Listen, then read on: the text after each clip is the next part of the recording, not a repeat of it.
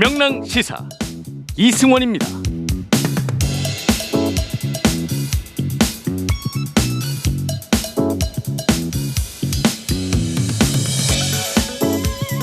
북한 노동당 김여정 부부장의 한미 연합훈련 중단 요구 담화문을 놓고 정치권 논쟁이 가열되고 있습니다. 김여정 부부장이 말한 대로 무슨 적대적인 그런 훈련이 아니라 평화 유지를 위한 방어적 성격의 훈련입니다. 예정대로 진행될 수밖에 없다는 점을 말씀드리겠습니다. 남북관계 발전에 장애가 되지 않기를 바라는 바입니다. 북한이 마치 상황이라도 되는 양 대한민국 안보 문제에 명령을 내리고 있는 것은 지난 4년간 문재인 정권이 보여준 대북 굴종적 태도 때문입니다. 국민의힘과 국민의당 합당 협상이 이견을 좁히지 못하면서 양측의 신경전이 감정 싸움으로 번지는 모양새입니다. 그러니까 저는 제발 좀 상식적인 대화를 했으면 좋겠습니다. 만약에 이준석이 휴가 때문에 또 합당을 안 하는 것이라고 하면 그것도 얼마나 황당한 이야기입니까? 이번 주에 하기 싫은 합당이 다음 주에 하고 싶어지는 것도 무슨 논리이며.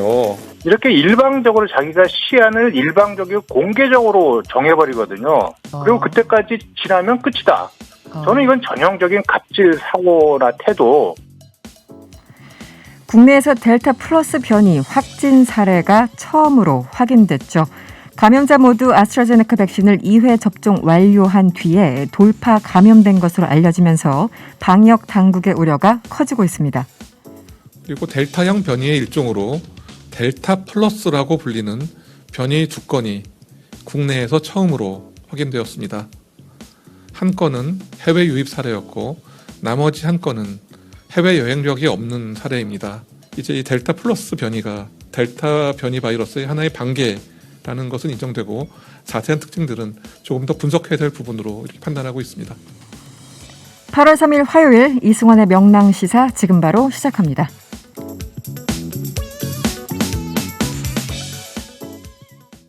우리가 알아야 할 오늘의 절대 뉴스 콕 찍어 전해드립니다. 뉴스 원정대. 뉴스 원정대 시작할게요. 화요일 원정대원 두 분 나오셨어요. 김준호 변호사 그리고 헬마우스 임경빈 작가와 함께합니다. 어서 오세요. 안녕하세요. 네, 오늘 임경빈 작가는 네. 땜빵. 김한 기자가 네. 잠시 이제 휴가로 자리를 비워서 네. 제가 이 자리를 빌어서 공개적으로 경고를 드리자면 네. 프리랜스한테는 휴가는 굉장히 큰 덫이 될 수 있습니다. 네, 서로 조심하자. 네. 시작부터 저렇게 파이팅 네. 넘치게 해야 네. 일주일에 3일, 4일씩 나올 수 있는군요. 제가 또 오늘 한 수 배우고 반성하게 됩니다. 네. 헬마우스는 항상 주 5일 내내 파이팅이 넘쳐요. 네. 그렇군요. 주 5일 내내 금요일 같아요. 네. 알겠습니다. 오늘 두 분 파이팅 기대하겠고요. 첫 번째 이슈부터 살펴보죠. 북한의 한미 연합훈련 중단 요구. 김여정 부부장이 다시 등장하면서 이게 정치권 논쟁으로 이어지고 있습니다. 오늘 국회 정보위가 열렸는데 네. 박지원 국가정보원장이 여기 대해서 입장을 내놨어요. 좀 논쟁이 더 뜨거워진 것 같아요. 박지원 원장 어떤 얘기를 했습니까? 오늘 이제 정보위원회 전체 회의가 열렸는데요. 거기서 이제 이런 얘기를 했습니다. 한미 연합훈련의 중요성은 이해를 하지만 대화의 모멘텀을 이어가고 북한의 비핵화 큰 그림을 위해서는 유연하게 대응하는 것도 이제 검토할 필요가 있다라고 강조를 했으니까 네. 사실상 한미 연합훈련을 미루거나 일정을 조정할 필요가 있다라고 이야기를 한 쪽에 가까워 보입니다. 네. 그러면서 이제 박지원 원장 같은 경우는 워낙에 이제 북한하고 대화를 이제 책임졌던 경험이 많은 분이다 그렇죠. 보니까 네. 이야기 덧붙인 게 과거에 6.15 정상회담 접촉 때부터 해서 20여 년 동안 미국은 항상 북한의 인권 문제를 거론하고 북한은 한미 연합훈련의 중단을 요구했다. 그러니까 네. 이제 이게 새로운 요구 조건은 아니라는 이야기고요. 네. 북한은 지난 3년 동안 핵실험을 하지 않고 대륙간 탄도미사일도 발사하지 않았는데 미국이 아무 조치도 취하지 않아서 불만이 쌓인 것으로 보인다라고 해서 이제 북한이 이런 입장을 낸 거, 김여정 부부장을 통해서 입장을 낸 게 이런 숨은 의도가 있을 것이다라고 해석하는 네. 그런 이제 발언들이 많이 나왔습니다. 그동안 이제 트럼프 때부터 이어진 건데 뭐 풍계리도 없애고 핵실험도 안 하고 대륙간 탄도미사일 어쨌든 시험 테스트 안 하고 등등 본인들은 할 만큼 했다라는 게 북한의 입장인 거잖아요. 그렇죠. 그런 상황을 설명을 좀 하신 것 같네요. 근데 이게 이제 오늘 네. 그 국회 정보위원회가 원래 일정대로 소집된 게 아니고 이제 국정원 쪽에서 요청을 해서 그 일정이 급하게 잡힌 거라고 국민의힘 쪽에서는 얘기를 하더라고요. 네네. 그러다 보니까 이제 배경으로 아마도 오늘 오전에 이제 민주당의 송영길 대표가 좀 전에 우리 음성으로도 들었습니다만은 한미 훈련 그대로 진행해야 된다는 입장을 밝히면서 조금 물살이 그쪽으로 흘러갈 것 같으니까 네. 국정원에서 좀 급하게 일정을 잡은 거 아니냐라는 얘기도 지금 나오고 있습니다. 그러니까 야당의 반대 혹은 비판적인 입장은 어떻게 보면 상수잖아요. 지금 뭐 하태경 의원도 그렇고 태용호 의원도 그렇고 뭐 많은 의원들이 또 뭐 정치적으로 활용하는 거 아니냐, 선거를 앞두고 뭐 별의별 이야기를 다 하고 뭐 김여정의 하명 뭐 기관이냐 이런 얘기 나오는데 사실 늘 나오는 조금 얘기죠. 이거는 좀 너무 좀 뭐랄까 관습적인 레파토리라서 근데 여당의 고민과 이제 긴장을 좀 들여다볼 필요가 있을 것 같아요. 송영길 대표도 원래대로 하는 게 좋겠다라는 입장이고 민홍철 국방위원장 같은 경우도 지금 국회 국방위원장입니다. 국방위원장 하면 네. 북한 인사 같네요. 네, 민홍철 의원도 이제 하는 쪽으로 입장을 좀 정하고 있는 반면에 뭐 서른 의원이라든가 또 몇몇 여당 의원들은 이 차례 좀 유연하게 대응해야 되는 거 아니냐라고 해서 좀 네. 엇박자가 나고 있고 지금 통일부랑 국방부 사이에서도 엇박자가 좀 나고 있어서 긴급한 조정이 좀 필요해 보이고 사실 뭐 토론이 필요한 부분인 건 분명해 보입니다. 그러니까 이제 맥락상으로 봤을 때는 사실 정부하고 이제 여당이 약간 정치적인 이해관계가 이게 딱 맞아떨어지지 않는 상황이라고도 볼 수가 있는 건데 여당 입장에서는 이제 내년 대선을 앞두고 있어서 남북 대화가 진전이 된다고 하더라도 뭐 2018년, 2019년에 학습 효과가 있거든요. 네네. 그 당시에 워낙에 이제 그 분위기가 쫙 끌어올라왔다가 결국 별 소득이 없었던 것 아니냐라는 게 이제 국민 일반의 어떤 시각으로 이제 자리를 잡고 있는 상태이기 때문에 하노이에서 실망이 대단했죠. 그렇습니다. 물론 이제 그 이후에도 북한의 도발이 멈춰서 일정 정도 이제 성과를 거뒀다라고 충분히 평가할 수 있음에도 불구하고 어쨌든 그 당시에 워낙 이제 임팩트가 컸기 때문에 네네. 그러니까 그 이상 간 어떤 특별한 성과를 이번에 낼 수가 없다면 오히려 내년 대선을 앞두고 정치적 부담으로 돌아올 수 있다라는 걱정이 좀 있는 것 같습니다. 여당 내에는. 그렇죠. 사실 7월 초에도 그 비대면 정상회담 가능성이 중앙일보 같은 데서도 보도가 된 적도 있었고 지금 뭐 물밑으로 여러 흐름이 있을 것 같지만 뭐 저희가 뭐 알기는 어렵지 않겠습니까? 다만 인도적인 차원에서 봤을 때 저는 이 폭염과 코로나에 네. 대규모 군사훈련을 해야 되는가 남북 문제와 별도로 네네. 좀 그런 고민이 많이 드는데 근데 이건 어쨌든 우리 혼자 지금 판단할 수도 없는 문제고 그렇죠. 또 국방부 문제에서는 그 작전권 그 복원과 관련해 가지고 네. 필요한 부분들이 또 일정 부분 있다고 분명히 군 일선에서 이야기가 나올 거기 때문에 네. 이게 단순하게 쉽게 결론 내리기는 쉽지 않아 보입니다. 말하자면. 그 국방부 이제 대변인도 여러 가지를 고려한다고 했는데 정말 여러 가지를 고려하시는 것 같더라고요. 그럴 수밖에 없을 것 네, 같습니다. 코로나19 상황도 고려해야 되고 지금 통신선 복원을 계기로 한 어떤 평화 프로세스의 어떤 모멘텀을 살려야 되는 것도 필요하고 또 전자권을 환수하기 위해서는 또 훈련도 계속 해야 그렇죠. 되는 요인이 있고 여러 가지가 정말 극단적으로 다 존재하기 때문에 굉장히 복잡해 보입니다. 그런데 지금 통일부 입장 다르고 네. 민주당 내에서도 입장 다르고 국방부 뭐 다 달라요 입장. 좀 정리가 필요해 보이긴 합니다. 그러니까 이게 이제 지금 이제 훈련을 진행해도 된다라고 주장하는 쪽에서는 이번 한미 연합훈련 같은 경우는 이제 실훈련이 아니고 시뮬레이션, 워게임 시뮬레이션이기 때문에 네네. 대규모의 병력 동원이 되는 훈련은 아니다. 그러니까 이제 북한 입장에서도 직접적으로 위협이 되는 건 아니지 않느냐. 우리 좀 양해를 해달라라는 입장을 밝히고 있는 건데 네. 반면에 이제 야당을 비롯해서 뭐 좀 전에 이제 우리 변호사님께서 설명해 주셨습니다만은 이 한미 간에는 훈련을 정기적으로 해오던 걸 그대로 해야 된다. 뭐 루틴하게 하던 게 있었으니까. 그렇습니다. 그리고 네. 오히려 이제 이거를 연기하게 되면 북한이 주장해왔던 공격을 상정한 훈련이다라는 주장을 일정 정도 또 받아들이는 그 형태가 될 수도 있기 때문에 네. 그 걱정도 있는 것 같아요. 우리는 방어적 훈련이라고 계속 지속적으로 이야기를 해왔었기 그렇죠. 때문에 네. 그런 부분도 있고 이제 작전권 환수를 앞두고 이거를 계속 이제 누적을 해야 되는 그런 것까지 고려했을 때는 정부든 혹은 여당이든 둘 다 네. 좀 굉장히 결정이 쉽지 않은 네. 그러나 뭐 2주 앞으로 다가왔기 때문에 결정하긴 해야 되는 그렇죠. 곤란한 네. 상황이라고 볼 수 있을 것 같습니다. 어쨌든 북한이 말을 많이 하면 할수록 국내 상황은 더 꼬이는데 왜 저렇게 자주 등장을 하는지 이해가 안 갑니다. 네, 학습 효과가 70년 동안 없는 것 같아요, 북한에는. 네. 그 이제 반에도 보면 꼭 눈치 없는 애들 있잖아요. 그러니까요. 바이든은 이어 다음 책은 북한 관련해서 또 우리 네. 이승원 평론가님께서 책을 하나 쓰셔야 되겠네요. 책 다시는 안 쓸 거예요, 북한의 책. 전략적 인내와 관련돼서. 알겠습니다. 다음 주제 살펴보죠. 이준석 국민의힘 대표, 안철수 국민의당 대표, 지금 뭐 단판을 하겠다는 건지 말겠다는 건지 현재 국민의당이 상당히 반발하고 있어요. 어떤 상황인가요? 국민의당 사무총장이 이태규 의원이 오늘 아침 그 라디오 인터뷰에서 했던 얘기가 좀 가장 명확한 얘기일 것 같은데 저는 딱 이 두 마디에 꽂혔습니다. 어떤? 우리가 돈과 조직이 없지 네. 가오까지 없는 정당은 아니다. 이런 얘기를 했거든요. 영화에서 나온 유명한 대사잖아요. 그렇습니다. 네. 근데 사실 이 얘기를 뒤집어 보면 이제 남은 게 가오밖에 없다.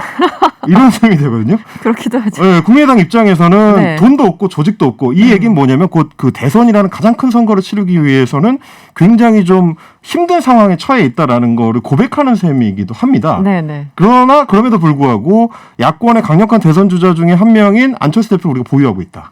그 가오를 좀 살려달라라는 쪽에 이제 호소에 좀 가까워 보입니다. 네. 근데 이제 이준석 국민의힘 대표를 비롯해서 국민의힘 측에서는 굉장히 지금 강경하게 드라이브를 계속 걸고 있어요. 네. 엊그제는 이제 이준석 대표가 내가 휴가 가기 전에 합당과 관련된 논의를 진전시키자라고 네네. 못을 박았다가 이제 오늘 권은희 원내대표를 비롯해서 이제 국민의당 쪽에서 굉장히 강하게 반발을 했는데 네네. 그거에 대해서도 아니 하겠다는 거냐 말겠다는 거냐 yes or no로 얘기해라 라고 또 강하게도 받아쳤단 말이죠. 이제 좀 고압적인 태도라고 비판받을 수 있는 지점이긴 해요. 그렇습니다. 네. 근데 이제 종합적으로 이 얘기를 모아보면 결국에는 어느 쪽이 더 갑이냐 어느 쪽이 을이냐를 보면 너무 또렷하게 지금 전선이 네. 구분이 가게 형성이 돼 있는 모양새라서 네. 국민의힘 쪽에서는 지금 뭐 마지막 반발을 하는 게 아닌가라는 생각이 들 정도로 시간이 갈수록 좀 불리해질 것 같은 형국이긴 합니다. 이준석 대표는 왜 자꾸 휴가 얘기를 하는 건지 모르겠습니다만 어쨌든 네. 어떻게 보셨어요? 그러니까 지금 뭐 아쉬울 게 국민의힘이 전혀 없죠. 원래 가장 우려했던 사태는 윤석열, 최재형, 김동연, 안철수가 제3지대에서 만나서 그렇죠. 네. 중원이라고 하는 흔히 정치적 용어로 하는 땅을 점유한 다음에 이제 국민의 힘과 뭔가 협상을 하는 그림이었는데 가장 스톱이라고 할 수 있는 윤석열, 최재형 후보 두 명이 조속히 입당하면서 사실 네네. 국민의당과의 합당의 가치가 좀 몇 달 전과 굉장히 좀 달라진 측면이 있고 네. 정말 국민의당과 안철수 대표의 어떤 이렇게 얘기하면 그렇지만 어떤 정치적 효능감이나 가치가 약간 바이오 주식 같은 이렇게 등락이 왔다 갔다 하는 흐름이 좀 많이 있는 것 같습니다. 사실 근데 지금 상황에서 국민의당도 특별히 합당에 대한 요인이나 유인이 또 이렇게 약해졌을 것 같아요. 네. 지금 가봐야 어차피 이렇게 좀 제값을 받을 수 없는 때라면 네네. 굳이 지금 여름에 말하자면 헐값 매각 논란에 휩싸여서 굳이 지금 합당을 할 이유가 있을까 싶고요. 그래서 네. 어떻게 보면 서로 예감한 이별에 대한 상호 명분 쌓긴 아닐까라는 생각까지 들 정도로 네. 양쪽에서 좀 보기 드물게 격렬하게 좀 날을 세우고 있는 듯한 느낌이 많이 듭니다. 그 사실 이번 텀이 지나가더라도 합당이든 뭐 후보 단일화든 또 다른 텀이 앞으로도 여러 번 있을 거거든요. 그러니까 이제 당장에 목을 매지 않아도 된다는 생각을 좀 하는 것 같아요. 그래서 오늘 지금 국민의힘 같은 경우는 굉장히 좀 강하게 나간 게 김재현 최고위원도 오늘 아침 라디오에 나가서 뭐라 그랬냐면 제가 깜짝 놀란 게 네. 국민의힘 내부의 요구 조건 때문에 네. 지금 제대로 논의가 진척이 안 된다라고 얘기했거든요. 그러니까 이제 그거는 국민의힘 내부에서 일정 정도의 지분 요구를 한다. 이런 국민의당 얘기하시는 거죠? 네, 그런 얘기였어요. 그러면서 뭐라고 했냐면 이제 당명 뭐 개정이나 이런 거는 중요한 요구 조건이 아닌 것 같다라고 못을 박았습니다. 그러니까 이제 명분과 관련된 부분은 네. 국민의당의 실제 내밀한 요구 조건이 아니고 실제로는 뭐 지역당이라든지 혹은 내년 그 지방선거나 혹은 그 이후에 총선의 지분 당 내에 당협위원장 같은 이런 네. 지분 관련된 요구가 있어서 그것 때문에 지금 진척이 안 된다라는 얘기처럼 들려서 그렇다는 얘기는 사실은 상대방의 패를 제대로 지금 뭐 고려를 안 하고 있다라는 쪽에 가까운 얘기라서 국민의힘 쪽에서는 앞으로도 적극적으로 이제 협상에 임할 것 같지는 않아 보였습니다. 어쨌든 지금 국민의힘과 국민의당이 조금 헷갈리게 나와가지고, 네. 국민의당, 그러니까 안철수 대표 입장에서는 뭐가 좋은 건가요? 그러니까는 아주 간단하게 얘기하면 결국은 대선에 나가느냐 마느냐 이 싸움인 거잖아요. 그런데 지금 상황에서 나가기 위해서는 국민의 당원 당규에 의하면 선출직은 1년 전에 사퇴를 해야 되는데 지금 그 규정을 바꾸지 않는 한 대선에 못 나가요. 당원을 바꿔야 되죠. 그럼 나가려면 결국은 국민의 힘과 합당을 해서 나가는 방법밖에 없는데 그렇다면 거의 이제 외통수처럼 몰린 건 아닌가. 물론 이제 당원 당규를 바꿀 수 있겠죠. 그렇다면 거기에 대한 또 비난도 감수해야 되고 어떤 게 안철수 대표의 가장 큰 고민일까요? 지금 안철수 대표 같은 경우는 이번 대선은 넘어간다라는 생각도 염두에 두고 있는 것 같습니다. 그래서 이미 현실적으로 안철수 후보가 예를 들어 홍준표 의원 정도의 지지율이 나온다면 여전히 뭔가 살아있는 카드가 되겠지만 네. 지금 보수 후보층에서 세 손가락 안에 드는 후보가 지금 못 되고 있는 상황에서 네.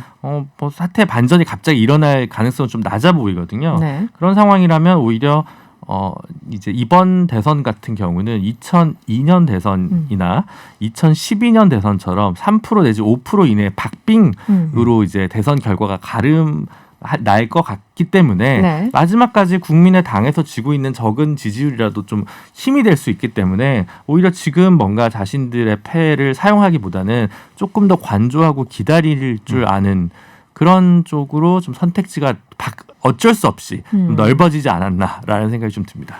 안철수 대표 입장에서는 지금 국민의힘 일종의 그 이태규 사무총장인가요? 표현대로 소위 권은희 의원도 그렇고 이제 갑질을 하는 것처럼 보이고 그렇죠. 들어가자니 또 그 안에서 들러리 되는 것 같고 참 고민될 것 쉽지 같아요. 않은 상황이죠. 네. 이준석 대표가 일테면 그 두 개의 노래, K-팝 노래를 인용을 한 셈인데 장기화 얼굴들의 네. 우리 지금 만나 그리고 그렇죠. 트와이스의 Yes or Yes입니다. 네. Yes or No 중에 선택하라고 했지만 실제로는 이준석 대표 입장에서는 들어와라밖에 선택지가 없는 거라서 그렇죠. 하나죠. 답은 이걸 이제 하나죠. 강요하고 있는 상황이거든요. 근데 이제 좀 전에 변호사님께서도 잘 짚어주셨지만 사실 11월에 국민의힘의 경선이 끝나는 시점 네. 그리고 내년 3월 9일 대선까지도 4개월이 남습니다. 그렇죠. 그러니까 이제 그 기간 동안에도 충분히 새로운 패를 가지고 협상을 할 수 있는 가능성이 남아있기 때문에 국민의당 입장에서는 지금 서둘러가지고 여름에 꼭 해야 된다. 네. 혹은 심지어 이준석 대표의 휴가 스케줄에 맞춰서 합당을 해야 된다. 네. 이런 선택할 필요가 한다, 없죠. 이런 거죠. 네. 그래서 어떻게 11월까지. 보면 국민의당 입장에서는 이준석 대표의 다소 거치거나 공격적인 언사가 자신들의 명분을 쌓아준다는 측면도 좀 있을 것 같다는 좋은 생각도 명분이 될 듭니다. 수도 있겠죠. 네. 역으로. 네. 알겠습니다. 국민의힘 내부 얘기를 좀 하자면 윤석열 전 총장이 지난주 입당을 했죠. 그런데 부정식품, 페미니즘 발언이 하나하나 논란이 되고 있어요. 캠프에서 뭔가 해명을 하고는 있는데 딱히 이해가 가지는 않은 상황. 지금 야권에서는 윤 전 총장이 그냥 실수한 거다. 소위 말하는 여의도식 혹은 정치 문법에 익숙하지 않아서 나온 실수다라고 소위 말하는 쉴드를 치고 있고 여권에서는 벼락치기 한계다 이렇게 공격을 하고 있어요. 어떻게 보고 계십니까, 김주 변호사님? 아직은 정치인의 때가 안 묻었다는 거 할까나 아니면 좀 네. 자유롭게 사셨던 거를 좀 그대로 드러냈기 때문에 근데 이게 정치 평론가나 초선 의원이 이 정도의 설화에 휘말린다면 큰 문제는 안 되겠지만 어쨌든 대선 주자이고 그리고 가랑비에 옷 젖는다고 실수가 지금 120시간 밀란 진위 여부는 좀 애매합니다만 부마 항쟁에 대해서 제대로 87 6월 항쟁이랑 좀 혼동했던 모습, 네. 페미니즘이 저출산의 원인인 것처럼 네. 표현한 모습, 너무 많습니다. 부정식품. 그러니까 사실 윤석열 후보가 조기 입당한 것은 본인이 정치적 리스크를 좀 관리하는 데 능력이 역부족이기 때문에 조기 입당을 통해서 이 문제를 돌파하고 해결하려고 한 건데 입당을 하고도 이 문제들이 전혀 메시지 관리가 안 되고 있는 모습 보면 적어도 이 본인도 그렇고 정무 홍보 라인이 대폭 좀 강화되거나 경각심을 좀 드높일 필요가 있지 않나. 이대로는 상당히 곤란하다라는 보입니다. 이게 저는 주변 그래서 사람들의 힘으로 돌파가 될 일입니까? 그런데? 그래서 제가 네네. 어제 그 문제의 매일경제 인터뷰 네네. 1시간짜리거든요. 그거를 이제 쭉 봤어요. 또 보셨군요. 네. 굉장히 뭐랄까요 편하게 하셨더라고요. 네. 그러니까 이제 그 자리 자체가 부장실이라고 하든가 매일경제 부장실이라고 하든가 그런 자리에서 굉장히 편안한 소파에 앉아서 네. 언제도 인터뷰인데 마치 후배들하고 환담회 하듯이. 저 깜짝 놀랐어요. 네. 중간에 문제 120시간 발언할 때는 이게 이제 건조하게 신문 기사에 텍스트로 봤을 때는 잘 안 느껴지는데 뭐라고 하냐면 기자 너 그 계산 한번 해봐. 몇 시간 이런 얘기를 하는 거예요. 반말로. 반말로. 어제 깜짝 놀랐어요. 이제 그런 어떤 뭐랄까요 태도와 또 본질의 문제 그 부분에 대해서는 앞으로도 굉장히 좀 깊은 고민과 좀 개선이 필요하지 않을까라는 생각이 들었는데 윤석열 후보가 오늘은 그렇게 얘기했습니다. 앞으로 조심하겠다. 근데 어제 논란이 됐었던 그 발언들에 대해서. 네. 근데 제가 이제 인터뷰 내용이나 이런 거를 봤을 때 이게 단순히 말실수의 문제가 아니라 네네. 어떤 철학의 문제로 번질 경우, 본질의 문제로 번질 경우에는 네. 굉장히 심각한 위기로 돌아올 수 있다는 거. 그러니까 철학의 빈곤이 되면 결국에는 이제 대통령 후보로서 준비가 안 됐다는 결론으로 가게 되거든요. 네네. 그 부분에 대해서 굉장히 시급한 보완이 필요할 것 같다는 생각이 들었었고 이게 이제 어느 조직이든지 평생 그 한 조직에 몸담았던 사람은 네. 그 조직에서 벗어나봐야 진짜가 나옵니다. 그렇죠. 네. 네. 그래서 더 이상 후배들이 이야기를 경청해주지 않는 순간. 그래서 이제 이상한 농담에 웃어주지 않고. 네, 외로워지는 순간이죠. 그렇죠. 네. 일종의 장광설 개똥철학에 더 이상 고개를 끄덕여주지 않는 후배들. 네, 네. 후배들이 아니고 더 이상은 이제 후배들이 없이 기자들 앞에서 그걸 펼쳐야 될 때. 네. 그때 진면목이 나오는 건데 윤석열 후보가 앞으로는 그 부분을 제대로 보여주지 않으면 금세 위기가 또 찾아올 수 있다. 이제 이런 생각이 좀 들었습니다. 지금까지는 소위 말하는 실수의 연발이라고 보십니까? 어떻게 보십니까? 뭐 그거보다는 지금 부족한 게 좀 많은데 올림픽이 살리고 있다. 올림픽 살리고 있다. 네, 지금 그것도 빨리 시급히 보강을 이것저것 좀 하셔야 될 것 같고 사실 그 매경 인터뷰도 녹화입니다. 네네. 그럼 이제 생방송에서의 토론이 이제 붙었을 때 이제 사실 진짜 실력이 나올 가능성도 있다. 지금까지 그렇죠. 상당히 많은 인터뷰가 녹화나 중간에 편집 과정을 거친 건데 나의 것에 그대로 나왔을 때 혹시 더 실수가 나오지는 않을까 아니면 정말 그때는 좀 더 정제된 모습을 보여줄 건가? 네네. 그때 처음에 정치 입문 선언을 할 때는 그나마 조금 네. 정제된 언어들을 사용했었거든요. 네네. 그래서 그 TPO를 좀 잘 맞추는 것을 할 건지 말 건지가 본인이 국민의힘 후보가 되는 데서부터 일단 좀 하나의 뭐 관문이랄까 시험 때 오른 순간이라고 생각합니다. 뭐 나쁜 얘기는 제가 가급적 네. 삼가하고 아마 국민들도 많이 판단하실 것 같습니다. 네. 그래서 어제 제가 네네네. 홍준표 의원이 휴가 간 게 다행이라고 윤석열 후보 입장에서는. 휴가를 가도 SNS는 쉬지 않습니다. 어쨌든 하나만 짧게요. 김진태 전 의원을 지금 뭐 당대표 직속 한마디로 검증위원회를 만든다고 하고 여기 위원회 검증단장으로 유력하게 검토한다 이런 보도가 나오고 있어요. 네. 사실 근데 김진태 전 의원과 윤석열 예비 후보는 사이가 안 좋지 않습니까? 악연이 있죠. 이제 2019년에 인사청문회 검찰총장 인사청문회 당시에 굉장히 좀 강하게 윤석열 당시 후보를 맞아요. 네. 공격했었던 기억이 있고 또 하나는 이제 뭐 그런 얘기하는 분들도 있더라고요. 김진태 전 의원은 이제 공안통 출신. 네. 검찰에서 이제 공안 쪽을 주로 했었고 네. 윤석열 총장은 이제 특수통의 네네. 대장쯤 되기 때문에 이 둘 사이 어떤 긴장관계가 또 추가로 있지 않겠느냐. 굉장히 사이가 안 좋죠. 이 네. 공항 같은 그래서 아마 이제 경우는. 이준석 대표가 그렇게 이제 후보로 낙점한 배경에 또 이제 궁금증을 갖는 분들도 계신 것 같은데 뭐 그 생각은 들어요. 이제 물론 이제 김진태 전 의원이 얼마만큼의 생각과 계산을 가지고 이 사안에 임하게 될지 모르겠지만 오늘 장제원 의원은 또 윤석열 캠프로 합류를 했거든요. 네네 그렇더라고요. 2019년에 인사청문회 당시에 가장 또 강력하게 윤석열 당시 후보를 공격했었던 사람 중에 한 명이 또 장제원 의원이었습니다. 네. 그러니까 사실은 이게 정치라는 정치는 게 앞으로 어떻게 될지 모르는 거죠. 알 이게. 수 없다. 어쨌든 국민의힘 내부가 지금 좀 질서가 정연하기보다는 좀 혼란스러운 건 사실인 것 같고 밖에서 보기에는 약간 그 기습작전 하듯이 대표 패싱해서 입당을 구속영장 치듯이 이제 들어갔잖아요. 그래서 그런 부분에 대해 약간 앙금은 좀 남아있진 않을까 이준석 대표에게 어느 정도 이해도 가고요. 네, 압수수색 하듯이. 네, 알겠습니다. 여권으로 가보죠. 이재명 경기도지사 대선 예비후보 캠프 대변인 SNS에 올린 그 음주 운전 발언 가지고 저희가 이제 언급을 했었는데 네. 어쨌든 사퇴를 했죠. 그 대변인은. 네, 박진영 이제 네. 전 대변인이 됐는데요. 그러네요. 예, 문제가 되고 이제 곧바로 좀 사퇴를 했습니다. 지금 다른 이제 대선 후보들이 이참에 음주운전 그 어떤 범죄를 다 공개하자. 뭐 어떤 후보는 뭐 100만 원 이하 모든 범죄를 다 공개하자. 어떤 요구들이 지금 나오고 있습니까? 그 이제 김두관 의원이 오늘 페이스북에 밝힌 내용인데 네. 이재명 후보의 음주운전 벌금 150만 원이 이상하다는 제보가 이제 계속된다라고 하면서 과거 예전에는 음주운전 초범은 70만 원 벌금이고 재범이나 굉장히 높은 수준의 폭음 사고를 일으켰을 경우에 150만 원을 받았었던 거니까 아 그래요? 이 150만 원이라는 액수가 좀 의심스럽다라는 게 김두관 의원 측의 이제 주장입니다. 네. 요거는 이제 법률 전문가 이제 변호사님께 여쭤봐야 되지 좀 않을까 이따 싶긴 한데요. 여쭤볼게요. 네. 어쨌든 몰라요, 제가. 너무 죄송합니다. 젊어서. 제가 이 부분이 약해요. 왜냐면 제가 일단 면허가 없다 보니까 면허가 제가 운전면허 면허 없다고요? 없다 그러면 남들 또 음주운전으로 취소된 줄 아는데 제가 애시당초 면허가 없었어가지고 이게 제일 약합니다, 제가. 지금 이재명 지사가 당시 벌금 냈던 그 시절이 2004년이잖아요. 네.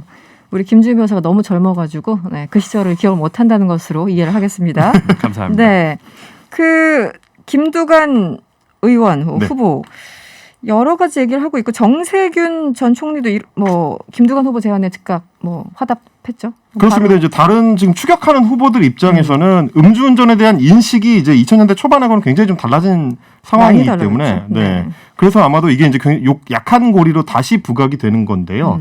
이재명 후보 입장에서는 2018년에 지방선거로 경기도지사에 도전할 당시에 이미 한번 이제 사과를 했었고 관련된 내용들, 그러니까 전과 기록에 대해서는 여러 차례의 공직 그 선거 과정을 통해서 이제 공개가 돼 있다. 네네. 추가로 공개할 만한 게 없다라는 게 지금 공식 입장이긴 합니다. 보통 공직자들, 그러니까 특히 이제 선출직이나 이쪽에 뭐 정무직도 마찬가지지만 선출직 나가려면 다 신고를 하죠. 당내에서 기본적으로 받지 않나요? 그렇죠. 다 네네. 신고를 하고 그 선관위에 다 등록도 되고 저희 그 공보물에도 다 기재가 돼 있게 돼 있으니까요. 뭐 그 음주운전이든 뭐 절도든 어떤 거든 다 그럼요. 나옵니까? 네네, 당연히 그렇습니다. 그러면 그래서 왜 이렇게 제보가 들어온지 정확히 모르겠는데 그 음주운전 형량이라는 게 보통 이제 일반적으로 동일하게 나오긴 하지만 사건별로 경우가 다 다르기 때문에 사실 이거를 일률적으로 뭐라고 딱 말씀드리기가 그러네. 되게 어렵고, 네, 그래서 저는 그러니까 그 음주운전도 그냥 예를 들어 뭐 주차장에서 뭐 나오는 길에 잠깐 한 그것과 어떤 인명사고가 있는 것과 이거에 따라서 정도가 달라진다는 그렇죠. 뜻인가요? 다 다르고 이제 이게 뭐 초범이라고 해서 150이 나오지 말라는 법도 없고 그건 이제 더 심한 경우면 더 심하지 않겠습니까? 당연히. 네네. 그러니까 이렇게 일률적으로 얘기를 정찰제처럼 하기는 좀 어려운 부분이라서 그렇군요. 뭐 요 문제 제기가 뭐 근거가 있는 얘기인지 저 지금으로서는 확인할 길이 없는 얘기여서 알겠습니다. 다만 계속 이렇게 네거티브 일색으로 경선 가도를 계속 민주당이 컨텐츠를 채울 것인지 그게 바람직한지 의문이 좀 들지 않을 수는 없습니다. 네. 알겠습니다. 경선 너무 치열해지다 보니까 다양한 얘기들이 나오고 있는데 그나저나 이재명 경기지사 이런 잡음이 있을 때 또 훌륭한 어떤 전략은 정책으로 그렇죠. 덮는 거죠. 심지어 정책으로 더 시끄럽게 해서 정책으로 더 큰 잡음을 만들어가지고 보통 덮는데 네, 정책적인 논란은 뭐 어쨌든 좀 생산적이니까 그렇습니다. 뭐 나쁘진 않아요. 네. 기본 주택 공약을 발표했어요. 어떤 내용인가요? 지난주에는 이제 기본소득 공약으로 이제 정책 토론을 끌어갔다면 오늘 발표한 거는 이제 기본 주택 공약입니다. 기본 네. 시리즈의 이제 두 번째 공약인데 네. 무주택자라면 중산층을 포함해서 무주택자라면 누구나 네. 건설 원가 수준의 저렴한 임대료로 역세권 같은 좋은 위치에 네. 주택에 30년 이상 살 수 있도록 공급하겠다. 네. 그래서 이제 공공주택의 개념을 좀 한 단계 끌어올리겠다는 이제 그 공약인데 임기 내에 주택을 250만 호 이상 공급을 하고요. 네. 그 중에서 이런 기본 주택으로 100만 호 이상을 공급하겠다. 이런 공약을 좀 내놨습니다. 네. 알겠습니다. 또 여기에 대해서 갑론을박이 예상됩니다. 지금 원정대 오늘 여기서 마무리해야 되겠습니다. 지금까지 김준호 변호사, 헬마우스 임경빈 작가와 함께했습니다. 오늘 고맙습니다. 감사합니다. 지금 이 시각 사회 곳곳에서 벌어지는 사회 뉴스를 전해드립니다. 뉴스 원정대 2 시간이죠. 이현경 뉴스캐스터와 함께합니다. 어서 오세요. 네, 안녕하세요. 네, 오늘 역시 코로나19 소식 먼저 짚어보도록 하죠. 델타 변이가 아니라 이제는 델타 플러스 네. 변이 바이러스 감염자가 우리나라에서도 2명이 확인됐습니다. 예, 그러니까 네. 원래는 뭐 남아공 변이, 뭐 영국 변이 이렇게 불렀었는데 이제 그렇게 되면 국가마다 낙인을 찍는 효과가 있으니까 그렇죠. 네. 델타 감마 이렇게 부르고 있습니다. 근데 네. 델타 플러스 변이는 인도에서 시작된 델타 변이에서 파생된 바이러스인데 델타 변이가 지금 전파력이 한 일반 그 코로나 바이러스의 2.4배. 2.4배. 네, 2.7배 정도로 보고 있거든요. 네, 전파력이. 네. 그런데 델타 플러스 변이는 이거보다 훨씬 더 감염력이 세고 심지어는 이제 백신에 대해서 백신 효과가 좀 떨어지는 그런 걸로 알려져 있는데요. 네네. 문제는 이 델타 변이보다 전파력이 강하기 때문에 걱정스러운 데다가 우리나라에서 처음 나왔고요. 네. 2명이었는데 한 명은 해외 여행력이 없어요. 그냥 국내에서만 계셨는데. 국내에 계셨는데 이분이 감염이 됐다는 거는 그 어디선가 감염이 됐을 가능성이 높잖아요. 그렇죠. 그래서 가족하고 직장 동료랑 접촉자를 검사했는데 네. 현재까지는 동거가족 1명 외에는 추가 확진자가 없다고 합니다. 그래서 이 동거가족도 어디선가 델타 플러스 변이 바이러스에 감염이 된 것으로 봐야 되는 상황이니까 네. 변이 유형에 대한 검사 결과는 아직 나오지 않았고요. 네. 한 분은 해외에서 입국한 분이었었는데 이 부분에 대해서는 이제 방역 당국에서 이후에 네. 설명이 있을 것으로 보입니다. 근데 지금 델타 변이마저도 우리가 그 속도를 못 따라가잖아요. 그렇죠. 지금 우세종이라고 네. 하는데 좀 걱정이 되네요. 근데 네. 보통 이 전파력이 강해지면 또 치명률이 낮아지는 게 이제 일반적으로 법칙인데 어떨지 모르겠습니다. 또 백신 속도가 따라가야 되는데 그만큼 따라가지 그러니까요. 못하니까 여러 가지 문제들.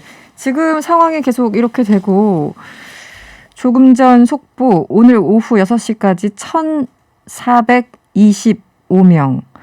어제보다 같은 시간 비해서 538명이 더 많다고 합니다. 네, 어제는 사실 6시까지는 그 1,000명대 미만으로 나와서 이게 좀 주나 저도 좀 기대를 했었는데요. 네, 오늘 아무래도 또 이제 주말에 좀 검사 건수가 줄었던 영향으로 그렇죠. 보여집니다. 휴일이 네. 사라지면서 네, 그래서 이 수도권 거리두기 4단계를 뭐 연장해야 된다. 연장은 기본이고 플러스 알파까지 해야 된다. 이런 목소리 나오고 있죠. 네, 근데 이게 참 방역 당국에서는 방역만 생각할 수 없고 우리가 또 바이러스만 생각하고 아무것도 안 할 수가 없잖아요. 그렇죠. 이제 그래서 어떻게 해야 될지를 고민을 하고 있는데 우선 설문조사를 좀 해봤습니다.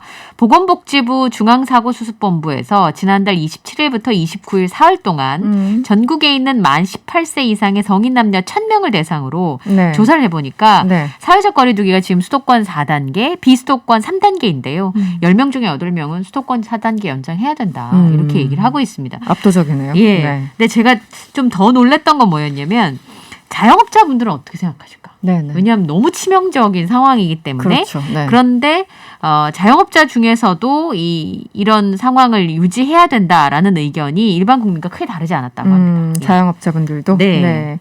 알겠습니다. 그런데 이런 시국에 온라인에서 화제가 된 사진이 있었습니다. 저 보자마자 완전 뭉클 방호복을 입은 간호사가 할머니와 이 병실에서 화투놀이를 하는 그 사진을 봤는데 네. 와 하루 종일 스트레스가 다 날아가면서 막 네. 뭉클해지고 뭐 말로 표현이 안 되는 그런 장면이었어요. 어떻게 보셨어요? 전 방송에서 이 간호사님 이름 한 10번쯤 불러주고 싶어요. 진짜요? 이런 사람의 이름은 잊어버리면 안 됩니다. 진짜. 우리가. 근데 아침에 저는 새벽에 이 뉴스를 봤는데요. 심상정 의원이 이제 이 공유를 한 사진을 제가 봤어요. 그래서 그렇군요. 그걸 보고 도대체 누구지?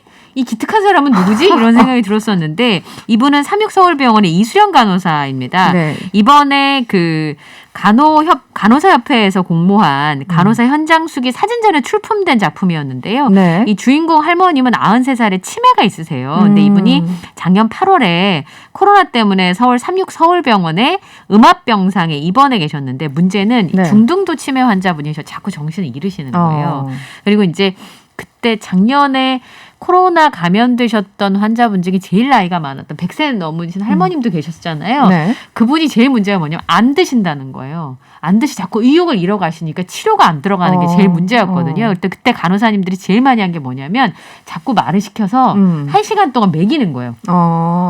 밥과 약을. 네, 그러니까 어쨌든 해야겠다, 견뎌야겠다는 의지가 있어야 최소한의 되는데. 의욕이 있어야 되는데. 네, 근데 그 간호사분들이 그거 이제 심리적으로 치료를 해줘야 되는 부분이었는데 그렇구나. 네. 이 할머님도 치매 환자였는데 고열과 기운이 완전히 떨어진 상태에서 오신 거예요. 그래서 네네. 그 사진을 자세히 보시면 저희가 병원인데 침대가 없어요. 맞아요. 네네. 왜냐하면 침대를 치웠어요. 왜 낙상 위험이 너무 낙상 커서 위험했죠. 간호사분들이 침대를 치우고 매트리스를 깔은 거예요. 그것만 해도 사실은 마음이 그런데 이 할머님이 자꾸 격리병원에 계시니까 의욕을 계속 잃어가시니까 한 간호사분이 생각을 해낸 거예요. 치매 환자용 그림 치료가 있는데 이게 뭐냐면 화투를 이용해서 왜 예전에 저희 할머니도 이 화투자 그림 맞추잖아요. 맞아요. 그림 아침에 맞추고. 일어나서 그냥 쫙 펴놓고 왜 맞추는지 모르겠는데 그림을 맞췄어요. 일단 그거 그걸 참- 하면서 하루를 시작하셨죠. 네, 그리고 하루를 할머니들이. 정치죠. 이제 할머님은 맞아요. 나름대로. 네. 근데 똑같이 간호사분들이 이 화투를 이용해서 꽃그림 맞추기를 하는 거예요. 그러니까 인지가 계속 살아날 수 이 있도록. 환자분한테 하나의 어떤 치료 방법이죠. 네, 네네. 그래서 꽃그림 맞추기 하고 색연필로 색칠하기를 했었는데 처음에 자꾸 조시는 거예요, 할머니. 앞에 그 화투 그림을 두고 이렇게 졸고 있는. 네, 그래서 이제 본인이 격리병상에서 말 걸어줄 사람이 본인밖에 없으니까 계속 그 기운을 차리게 하려고 네. 궁리한 결과였다고 하는데 그 이거를 방호복을 보신 입고, 분들이 네, 다들 저 꼿꼿한 자세 한번 보세요. 저 진심이에요, 저 간호사분. 저거 완전 땀이 정말 속옷까지 젖을 텐데 그러니까요. 저렇게 꼿꼿한 상태에서 할머님하고 네. 오늘 기분 나쁜 일 있으셨던 분은 저거 한 번씩 꺼내서 보세요. 네, 지금 약간 웃기기도 하고 감동적이기도 하고 여러 가지 감정이 진짜 솟구쳐 올라오는 그 한 장의 사진이었는데 여러분들 꼭 찾아보시길 바랍니다. 진심각이에요. 진심각. 네. 간호사분. 네. 주인공 7년차 간호사 이수련 간호사였습니다. 잊지 맙시다. 그 이름. 네, 이수련 간호사, 예. 이수련 간호사 감사드리고요. 다음 이슈로 넘어가 보죠. 지금 마트 가기 힘들다, 무섭다. 네. 장바구니 물가 얘기가 계속 나오는데 얼마나 올랐습니까? 수박 한 덕이 뭐 3만 원, 4만 원에 말 다 하는 거죠. 그러니까요. 사실은 지금 이제 퇴근하시는 분들 많이 계시잖아요. 그러니까 수박 한 덩이 사가지고 집에 가서 이렇게 잘라서 먹으면 그게 얼마나 맛있습니까? 맛있죠. 근데 그게 이제 손이 오그라드는 거예요. 수박 앞에서. 이렇게 미모사처럼.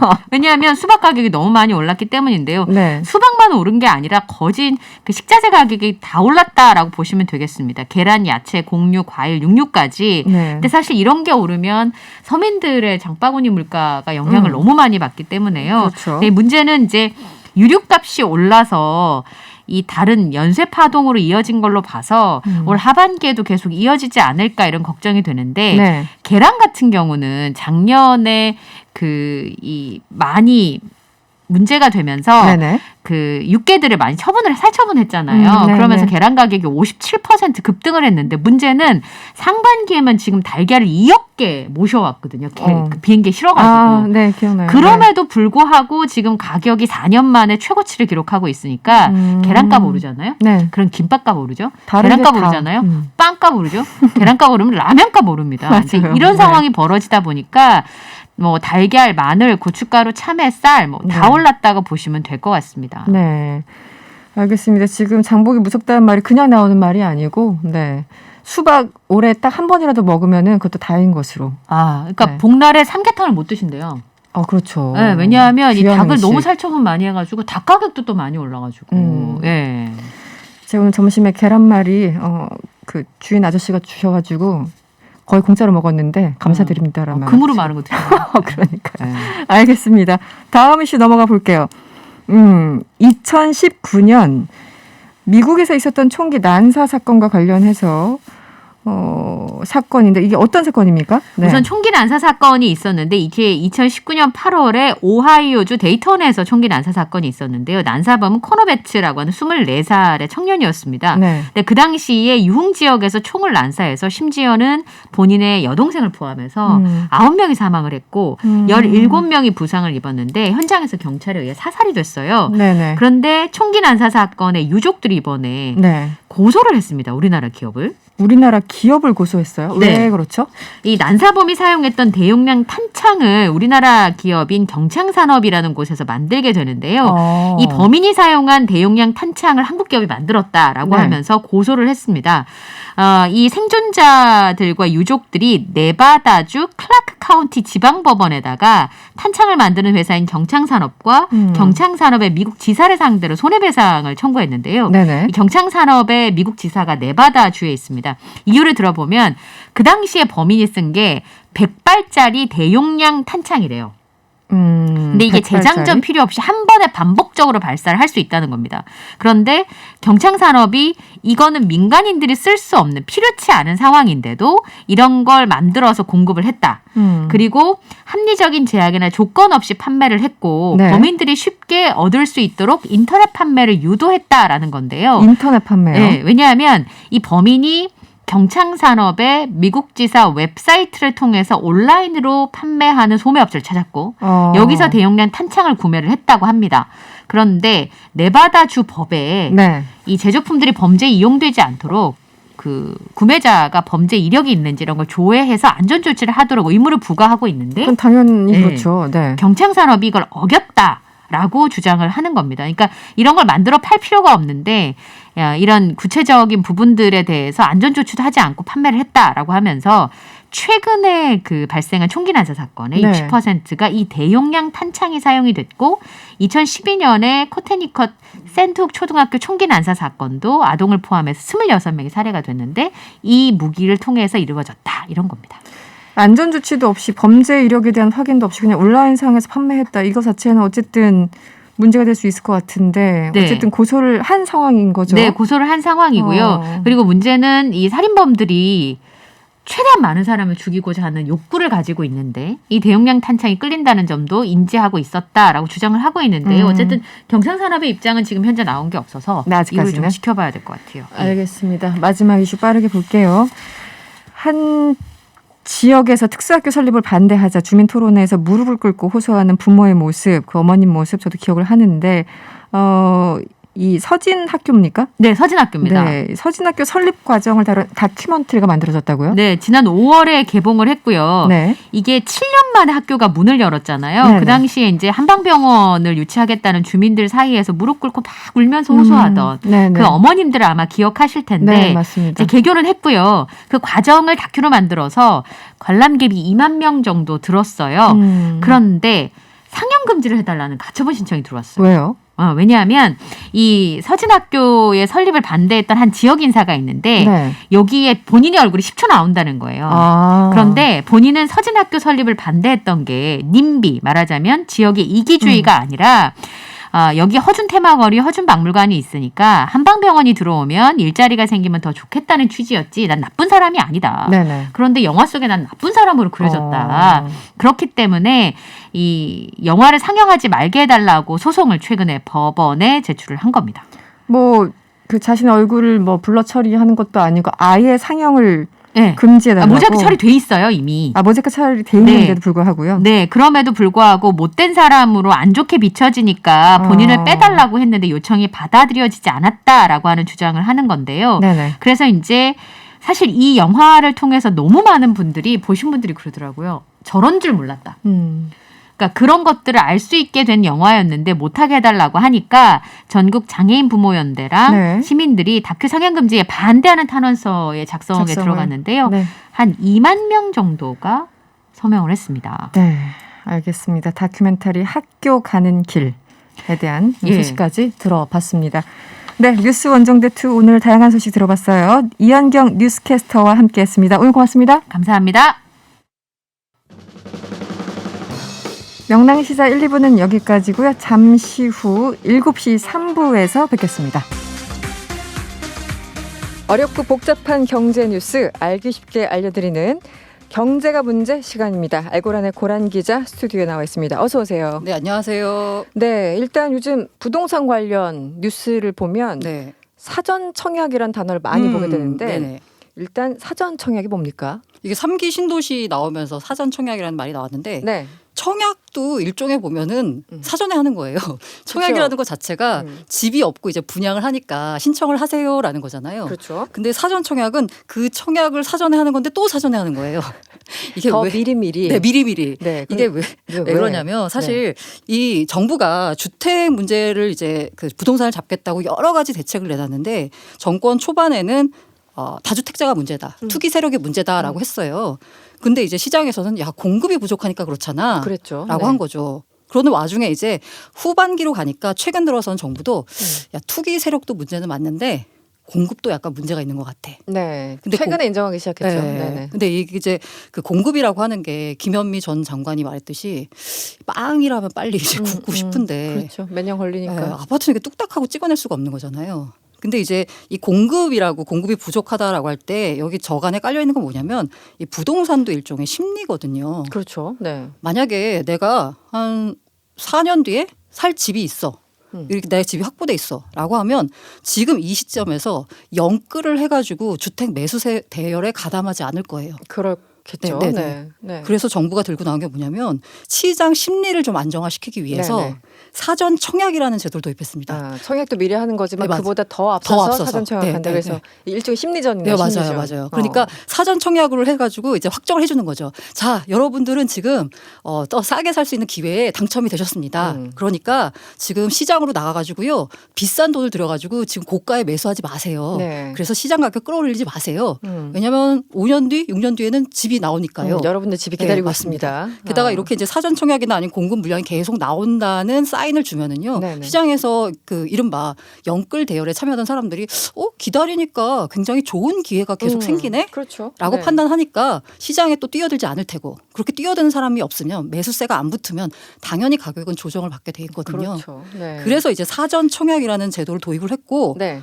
저는 정말 놀랐던 게 이 사전 청약에 얼마나 사람들이 관심이 많은지 네. 깜짝 놀랐습니다. 경쟁률을 보니까 이 정도로 약간 사람들이 정말 이른바 공급에 목말라 있었구나라는 생각이 들었어요. 네, 어느 정도예요? 일단 이제 3기 신도시 관련해서 지난 네. 28일이었죠. 네. 처음으로 사전 청약이 시작됐는데 일주일 만에 네. 접속자 수가 100만 명이 넘었다고요? 네, 맞아요. 네, 어떤 상황인지 설명을 좀 해주시죠. 28일 날 딱 시스템을 오픈하니까 하루 만에 40만 명에 가까운 사람들이 다녀갔어요. 하루에. 네, 그래서 뭐 와. 홈페이지가 그러니까 마비되지 않을까 해가지고 정말 여기 그 LH도 되게 전전긍긍했고요. 네. 그래서 이제 일주일까지 이제 오늘까지 고려하면 최종 누적 방문자 수가 한 100만 명 넘어설 것 같다라는 네. 게 이제 예상이고요. 일단 방문. 네, 맞습니다. 네. 이게 7월 28일 날 딱 오픈을 했거든요. 네. 근데 이 7월 28일부터 오늘까지 8월 3일까지는 특별 공급 물량이에요. 특별 공급. 네네. 그러니까 뭔가 이렇게 자격 요건이 되는 사람들 있잖아요. 그분들 그리고 이제 특별 공급하고 이번 3기 신도시의 특징 중에 하나는 약간 신혼 부부에 대한 네. 혜택을 좀 많이 줘서 신혼 희망 타운이라고 또 따로 있어요. 아예 따로 있어요? 네, 따로 있어요. 그러니까 이제 그 분양을 하는데 거기에 일반 물량과 특별 물량이 특공 물량이 따로 있고 그다음에 아예 그냥 신혼 희망 타운 물량이 따로 있고. 네.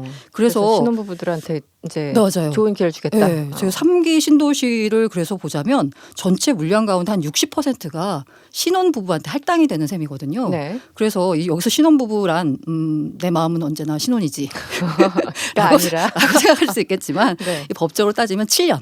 네. 7년? 혼인신고 후 7년. 까지를 이제 신혼 부부라고 만약에 결혼하셨다가 이혼했다가 네. 또 결혼하셨잖아요. 네네. 그러면 그 처음 그 같은 사람과 했을 경우에는 처음에 결혼한 시점부터 따집니다. 네네. 혹시 요것 때문에 이혼했다 이러시면 안 돼요. 네. 다른 사람이면은 뭐 다른 사람 다시 그때부터 카운트가 카운팅. 되는 거예요. 네네네. 그래서 이렇게 신혼부부가 이제 신혼 희망타운과 특별 공급 물량이 이제 28일부터 오늘까지 네. 이제 접수를 마감을 했고요. 네. 내일부터는 일반 공급 물량의 접수를 시작을 합니다. 네. 네. 또 진짜 이걸 하면은 공급이 얼마나 기다리고 있는지 물량도 궁금하고 네네. 또 실질적으로 언제쯤 들어가서 사는 건지 이런 것도 좀 궁금한데요. 네. 물량을 말씀드리니까 네. 살짝 조금 민망한데요. 네. 일반 공급 1순위 접수가 내일부터 시작이 됐는데 공공 분양 물량이 총 378가구입니다. 예. 이거밖에 안 됩니까? 네. 오.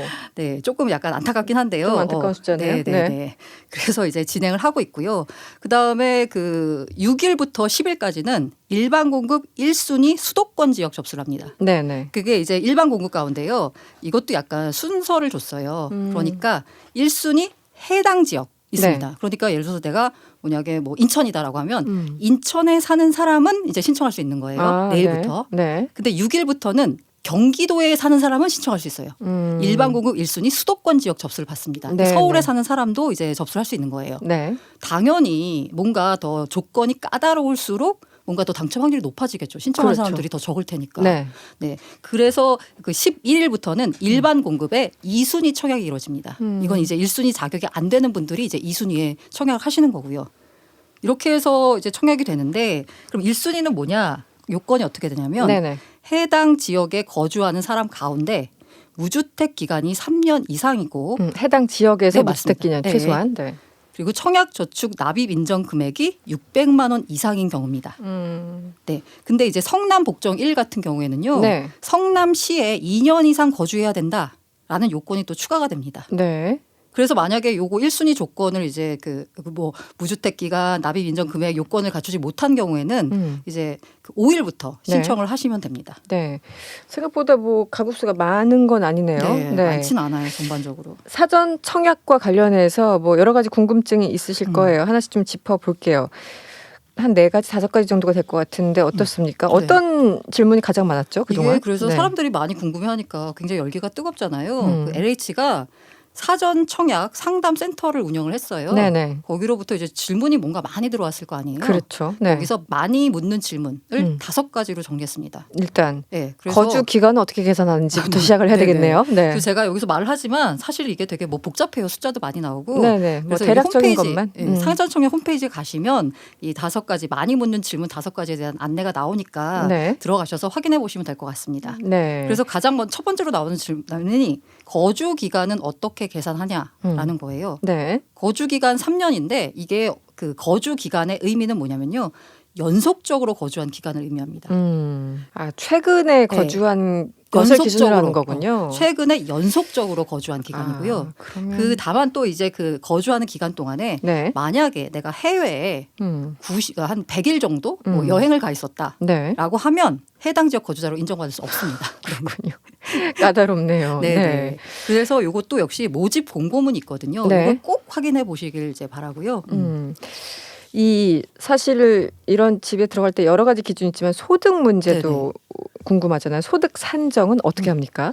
네, 이게 그 도시 근로자 가구당 월 평균 소득액의 100% 이하입니다.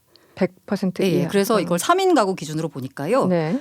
603만 160원 정도가 나옵니다. 그러니까 3인 대충 한 600만 원 이하여야지 신청할 수 있다라고 생각하시면 될 것 같아요. 3인 네. 가구 기준으로. 네. 4인 가구, 뭐 5인 가구 좀 다르니까 그것도 좀 그렇겠네요. 확인해 보시면 될 것 같고요. 네. 자산 같은 경우에는 부동산이 2억 1,550만 원 이하. 네. 그리고 자동차의 경우에는 자동차 가액이 3,496만 원 이하가 기준입니다. 제가 이걸 보고 든 생각이 뭐냐면 외제차 갖고 계신 분들은 안 되겠는데? 라는 생각이 딱 든 거예요. 그러니까 자산이 아무리 없어도 일단 자동차가 예를 들어 외제차 굉장히 비싼 거가 한 대라도 있으면 안 돼요. 안 되는 네. 거예요. 이렇게까지 하는군요. 네. 그리고 이제 신청자뿐만이 아니라 무주택 세대 구성원 전원이 이 기준을 충족시켜야 됩니다.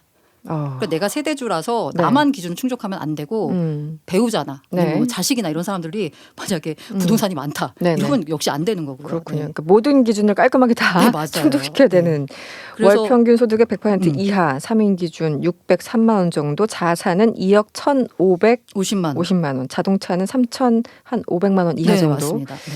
이게 그 소득 산정 같은 경우에는 네네. 그 원천 정보를 보유한 공공기관으로부터 수집 및 조사를 합니다. 그래서요 근로소득이냐 사업소득이냐 이 소득 종류에 따라서 네. 소득 자료 출처 기관이 다릅니다. 그래서 야 내가 이거 그 기준을 어디로 해가지고 어디서 이 서류를 받아야 되느냐 헷갈리시는 어렵네요. 분들은 네. 모집 공고문에요. 네. 조회 대상 소득 항목 및 소득 자료 출처가 나와 있습니다. 네네. 요걸 확인해 보시고 나는 근로소득자다라고 하면 어디서 받아야 되는지 이걸 확인해 보시면 될 것 같습니다. 알겠습니다. 그리고 보유 중인 이제 자산이 내 명의일 수도 있지만 뭐 부부라면 공동 명의일 수도 있고 그런 경우 공동 명의일 경우는 어떻게 계산합니까? 해당 지분 가액만 소유한 걸로 합니다. 내가 만약에 공동명인데 이게 3명이 들어와 있어요. 네. 그럼 3분의 1만 내 거다라고 하면 그렇게. 3분의 1만 계산을 하는데요. 네. 여기서 동일 세대원 간 지분을 공유한 경우에는 지분 합계액으로 계산합니다. 예를 들어서 부부 공동명의로 뭘 갖고 있다라고 하면요. 네. 그냥 다 합산이 되는 거예요. 네. 그렇군요. 알겠습니다. 이 3기 신도시 제외하고 다른 공급 물량은 없습니까? 지금 아까 말씀하신 그 공급 물량이 특히 일반 공급 물량 같은 경우는 그렇게 많은 것 같지는 않아가지고 네, 어떻습니까? 그래서 국토부가 약간 여기서 이제 그 뭔가 추진을 받아가지고 네. 공급을 확대해야 되겠다라고 마음 먹어서 올 하반기에 공공분양, 공공임대, 네. 공공지원 민간임대주택 이걸 다 합치면 약 7만 5천 가구가 됩니다. 여기에 대한 이제 그래요? 입주자 모집을 하고 있고요. 네. 이 올 하반기 공급 물량을 보면 작년 같은 기간에 한 6만 2천 가구였거든요. 한 1만 2천 가구가 늘었습니다. 네. 올 상반기에 7만 가구였거든요. 역시나 5천 가구가 는 거예요. 점점 늘어나고 있죠. 네네. 근데 다만 이 하반기 공급 물량 그 7만 호 가운데 공공 분양은 한 12,000호 정도가 됐고요. 그러니까 얼마 안 되는 거예요. 나머지는 다 임대주택이라는 거예요. 그러네요. 그러니까 공공 분양의 경우에는 한 12,000호라서 한 16%밖에 안 됩니다. 전체 분양 네. 물량 가운데. 공공 분양. 게다가 수도권 물량을 보면 전체의 한 58%인 4만 3천 가구 정도 네. 되고 만약에 내가 주거 문제 때문에 임대주택을 필요로 한다라고 보면은 괜찮지만 만약에 내가 집을 사려는 매수 수요다라고 하면 사실 공공 분양 물량이 그닥 많지는 않은 편이라서 네. 이게 그 이른바 매수 심리를 잠재울 수 있을지는 잘 모르겠습니다. 네. 이번 사전 청약 시작과 함께 이제 여기까지는 어쨌든 심리전으로 시도를 한 건데 네네. 또 문제는 주변 집값이 같이 들썩이고 있다고 하는데 맞습니까? 네, 그럴 수밖에 없는 게요. 네네. 신도시 사전 청약이 시작이 되면 그 신도시를 어쨌든 이제 개발하겠다는 거잖아요. 그 신도시만 덩그러니 집만 지어놓으면 안 되잖아요. 주변 인프라를 갖춰놔야 되잖아요. 그렇죠. 네. 그러면 주변에 있는 그 아파트는 그냥 자연스럽게 인프라가 좋아지는 될 거예요. 수밖에 없는. 그러다 보니까 인근 지역 아파트 매매 가격이 가파르게 오르고 있습니다. 그 인천 계양구 같은 경우에 보니까 네. 그 6월 달에 전달 대비 1.6%나 올랐어요. 이 상승률이 다른 다른 지역보다 한 2배 정도 높습니다. 그렇구나. 네. 그리고 뭐 의왕 청계 2지구가 있는 경기 의왕시 아파트 매매 가격 역시 1.24% 한 달 동안에만 1.24%가 올랐어요. 그래서 이제 제가 그 사례 케이스를 갖고 와봤는데 네. 정말 너무 많이 올랐더라고요. 어느 정도인가요? 실제? 약간 극단적인 케이스인지 모르겠지만 네. 그 계양구에 있는 어떤 이제 전용 면적 85제곱미터 네. 이거는 한 30평대 아파트가 되겠죠. 네. 지난달 4일에 5억 4천만 원으로 신고가를 찍었습니다. 근데 네. 2주 전에는 얼마였냐면요. 4억 7,800만 원이었거든요. 네. 2주 사이에 몇 천만 원이 6천만 원이 오른 거예요. 네. 와우. 네. 너무하네요. 이러다 보니까 네. 정말 들썩들썩합니다. 네. 뭐가 좋은 건지 모르겠네요.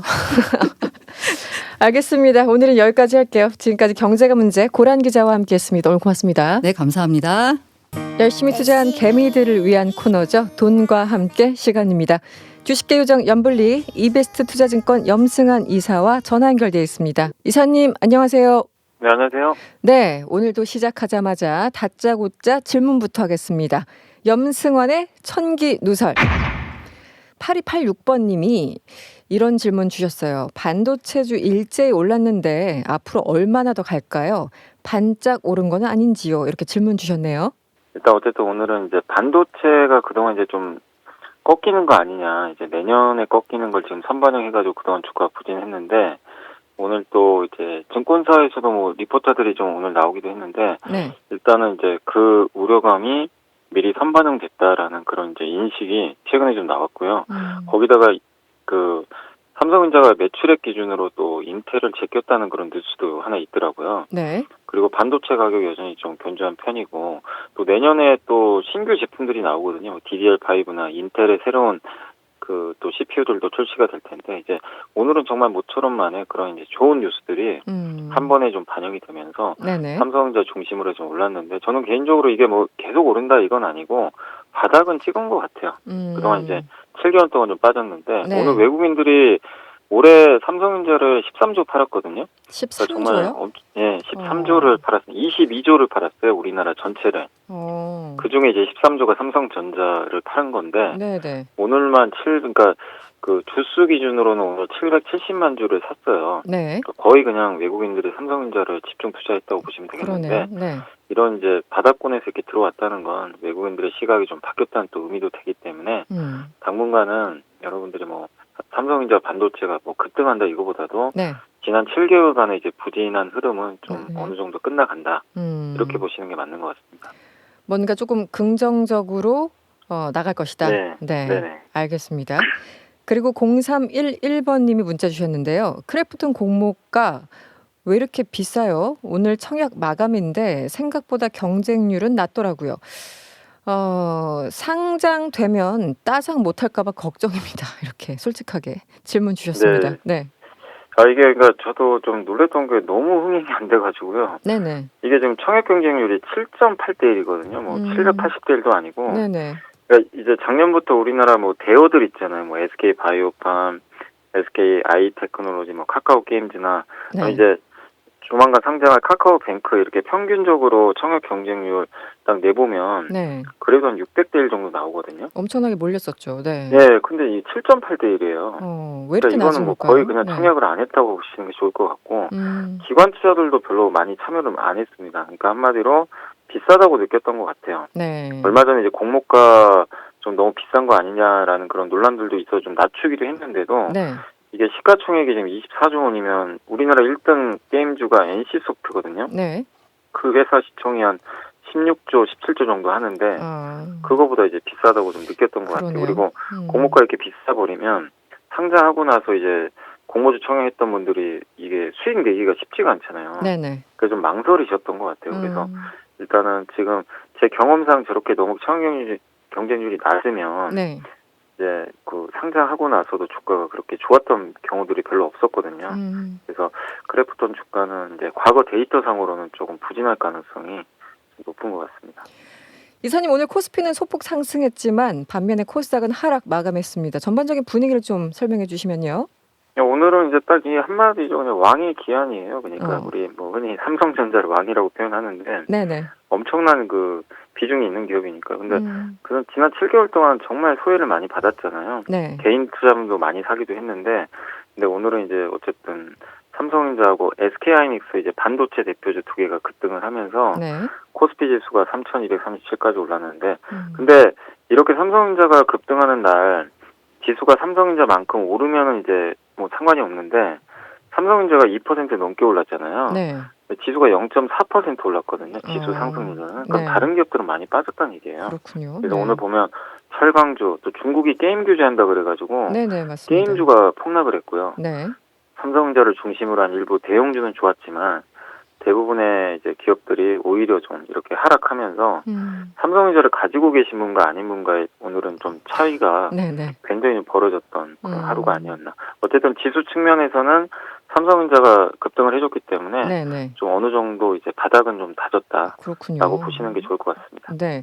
말씀하신 것처럼 중국 관영 매체, 뭐 관영 매체라는 건 사실 이제 정부의 입장일 텐데 온라인 게임을 향해서 전자 마약 이렇게 비판했어요. 그래서 한중일 게임 기업의 주가가 폭락했다고 들었는데 앞으로도 계속 영향이 있을까요? 일단 이제 저거를 했다가 뭐 지웠다고 하더라고요. 또 기사를 지웠다고 하는데 저게 이제 대상이 그 미성년자 대상이에요. 그래서 미성년자들 이제 게임 좀 너무 중독되면 안 된다. 그런 식으로 이제 비판을 했던 것 같은데 실제로 텐센트라는 이제 게임 회사가 규제 좀 영향으로 오늘 주가가 굉장히 좀 많이 빠졌었는데 네. 게임 시간을 어쨌든 줄이는 것으로 발표를 또 해버렸어요. 네. 그래서 규제 이슈가 좀 계속되고 있어서 일단 당분간은 중국에 좀 이렇게 비중이 높거나 하는 기업들은 조금 주가가 좀 부진할 가능성이 높다라고 생각을 합니다. 네. 이번 주 전망을 좀 해주시면 어때요? 네, 이번 주는 저는 어쨌든 이제 삼성전자가 좀 오늘 너무 강하게 들어올렸기 때문에 네네. 증시 지수 자체는 굉장히 단단할 것 같습니다. 그래서 전자가 좀 중심으로 하면서 조금 더 지수는 반등할 것 같은데 다만 우리나라 시장에 어쨌든 이제 정고점이 3,300이나 좀 강한 랠리가 나오려면 좀 시간은 좀 아직 필요한 것 같고요. 또 이번 달 말에 또 미국에서 잭슨홀 미팅이 열리는데 거기서 또 테이퍼링 얘기도 또 나올 수도 있는 거거든요. 네네. 아직 불확실성이 해소된 건 아니니까. 그리고 8개월 동안 오른 다음에 지난달에 빠졌는데 네. 이번 달까지 좀 쉬어줘야 다음에 또 가을장이 되게 부담 없이 갈 수가 있거든요. 네네. 그래서 너무 급하게 하지 마시고 이번 주도 뭐 등락 과정 나쁘진 않겠지만 8월까지는 좀 단기적인 어떤 변동성 구간으로 보시면서 좀 조정받을 때 비중을 좀 늘려가시는 그런 네. 투자 전략이 좀 필요할 것 같습니다. 네, 돈과 함께는 오늘 여기까지 들을게요. 감사합니다. 네, 감사합니다. 지금까지 이베스트 투자증권 염승환 이사였습니다.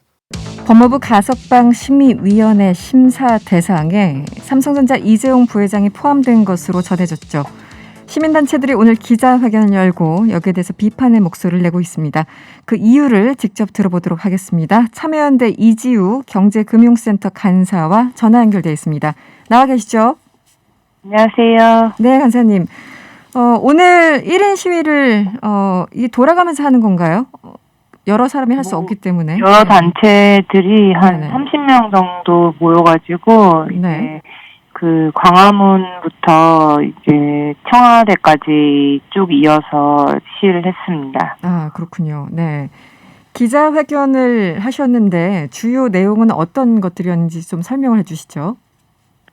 네, 저희 1056개 노동, 인권, 시민사회단체, 그러니까 거의 대한민국 거의 대부분 단체들이 이제 모여가지고 이렇게 기자회견을 했는데 언론 등에 따르면은 이제 8월 9일에 가석방 심사위원회가 열리기로 했거든요. 네. 그래서 이제 그때 이제 그 여부를 심사를 해서 8월 13일에 광복절 기념 가석방이 이루어지는데 이재용 부회장이 가석방 심사위원회에 해부됐다고 합니다. 네. 그래서 자격이 없는 사람이 가석방 심사위원회에 해부된 것을 비판을 하는 기자회견을 열고 박범계 법무부 장관과의 면담을 신청을 했어요. 그리고 네. 또 아까 말씀드린 것처럼 이제 이 부회장의 석방을 반대를 하는 1인 시위를 진행을 했고요. 네. 구체적으로 이재용 부회장이 가석방 조건에 부합하지 않는다라는 입장이신데 구체적으로 어떤 조건에 부합하지 않는지 좀 설명을 해주시면요. 가석방이라는 거는 죄를 뉘우쳐서 재범의 가능성이 현저히 적은 모범수가 통상 형기의 80%를 채웠을 때 사회로 조기에 복귀시키는 제도인데요. 네네. 이번에 룰이 바뀌어서 60%로 이제 낮춰지긴 했고 이번에 이재용 부회장이 그 혜택을 입게 되었다고 합니다. 네네. 근데 이제 보통은 재범 우려가 없는 뭐 생계형 범죄자나 노약자 등을 네네. 이제 대상으로 하고 있어요. 네. 근데 이제 이재용 부회장 같은 경우는 사실은 이거랑은 조금 이제 거리가 있는 게 사실 그 초유의 대통령 탄핵을 불러온 국정농단을 넘어서 뭐 대를 이은 불법 승계랑 뭐 횡령이랑 배임 등 그 죄질이 매우 무겁고 중대한, 그러니까 뭐 생계형 범죄나 이런 거는 아닌 거죠. 네네. 그런데 이제 이 재판을 당시에 받는 와중에도 네. 그 삼성바이오로직스 회계 부정 사건 때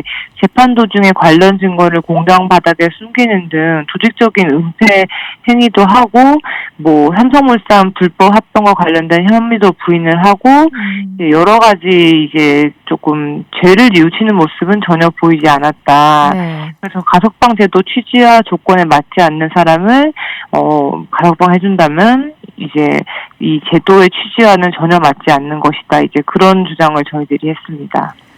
보통 가석방의 기본적인 조건이나 취지는 재범의 가능성이 없는 모범수이거나 노약자거나 생계형 범죄이거나 이런 범주에 들어가야 되는데 지금 이재용 부회장은 그 어떤 조건이나 이런 규정에 부합하지 않는다라고 평가를 하시는 거죠? 예, 또 하나는 네. 이제 그 지금 경영권 승계 작업이 어찌 보면은 그러니까 굉장히 이재용 부회장이 갖고 있는 삼성전자 지분이 적은 편이라서 승계 작업이 진행 중인데 네. 또 이제 유사 범죄가 벌어질 수 있고 또 삼성물산 그 불법 합병이랑 또 최근에 프로포폴 투약 그 재판이 있잖아요. 네네. 그래서 그런 재판을 받고 있는 사람들은 가석방을 보통 안 해주거든요. 네. 그래서 그런 취지에 어긋난다는 것이 또 문제가 있습니다. 네. 이재용 부회장 이 프로포폴 투약 의혹에 대해서는 거의 언론에서 다루질 않아서 사실 제대로 알고 있는 사람이 많지가 않은데 기본적으로 가석방을 하게 된다면 삼성물산 불법 합병 의혹 그리고 프로포폴 투약 의혹 등 다른 재판에도 영향이 있기 때문에 더더욱 가석방은 안 된다라는 입장이신 거죠. 네. 알겠습니다. 그런데 이제 이런 지적도 있잖아요. 한마디로 역차별이다. 왜냐하면 지난 4월에 법무부가 가석방 심사 기준을 이제 60%로 완화했고 그 기술적인 기준에 따라서 이재용 부회장이 포함됐을 뿐이기 때문에 충분히 심사 대상에 오를 수 있고 또 다른 문제가 없다면은 가석방을 막을 수 없다. 이렇게 또 역차별을 주장하시는 분들이 계시거든요. 어떻게 답변하시겠습니까?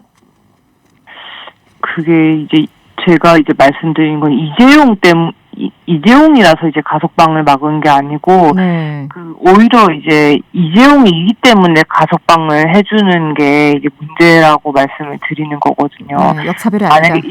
네, 만약에 일반인이 이런 상황에 놓였다면은 아마 절대 가석방 얘기가 나오질 않았을 거예요. 근데 네. 이제 그 이재용 부회장이기 때문에 이제 이런 상황임에도 뭐 예를 들어서 프로포폴 재판이나 뭐 경영 승계 그러니까 그 삼성 바이오로직스 회계 부실 이런 재판을 앞에 두고 있음에도 불구하고 네네. 가석방 얘기가 나오고 있는 거죠. 그러니까 이거는 오히려 진짜 역차별이 아닌 뭐랄까 어떻든 역혜택이라고 보는 게 그런 것이 오히려 적합한 단어처럼 보입니다. 말 그대로 이재용 부회장이기 때문에 받는 일종의 특혜다. 역차별이 아니라 전혀 네, 오히려 가석방 얘기가 나오는 게. 네. 그러니까 일반인 같은 경우 이렇게 다른 재판들을 여러 개 두고 있다면 그리고 뭐 지금 상황에 대해서 크게 반성하는 모습을 보이지 않고 있다면 심사 대상에서 애초부터 빠졌을 텐데 이거 자체가 굉장히 특혜다. 여기까지 정리를 할 수 있겠군요. 그럼에도 불구하고 국민 여론은 조금 다른 것 같아요. 실제 리얼미터가 실시한 설문조사 결과를 보셨겠지만 이 부회장 가석방에 대해서 경제 활성화를 위해서 가석방을 해야 된다라는 응답이 66%가 넘었습니다.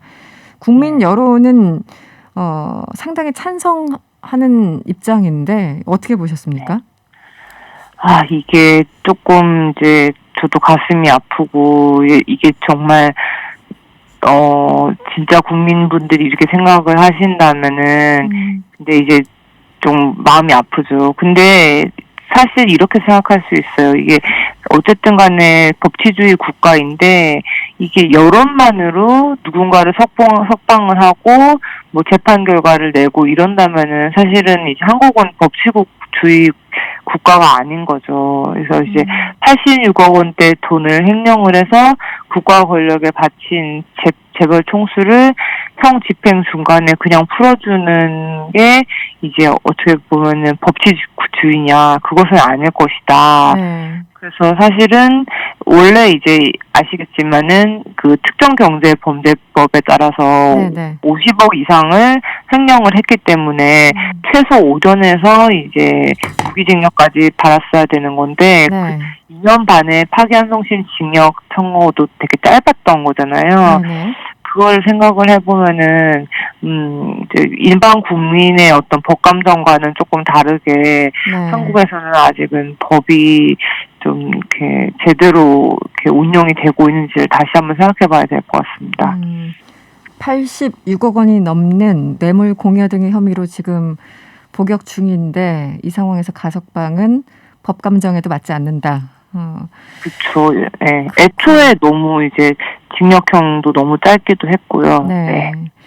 그렇죠. 그 선고 내용에 대해서도 뭐 불만을 가지신 분들이 상당히 있었던 것도 사실입니다.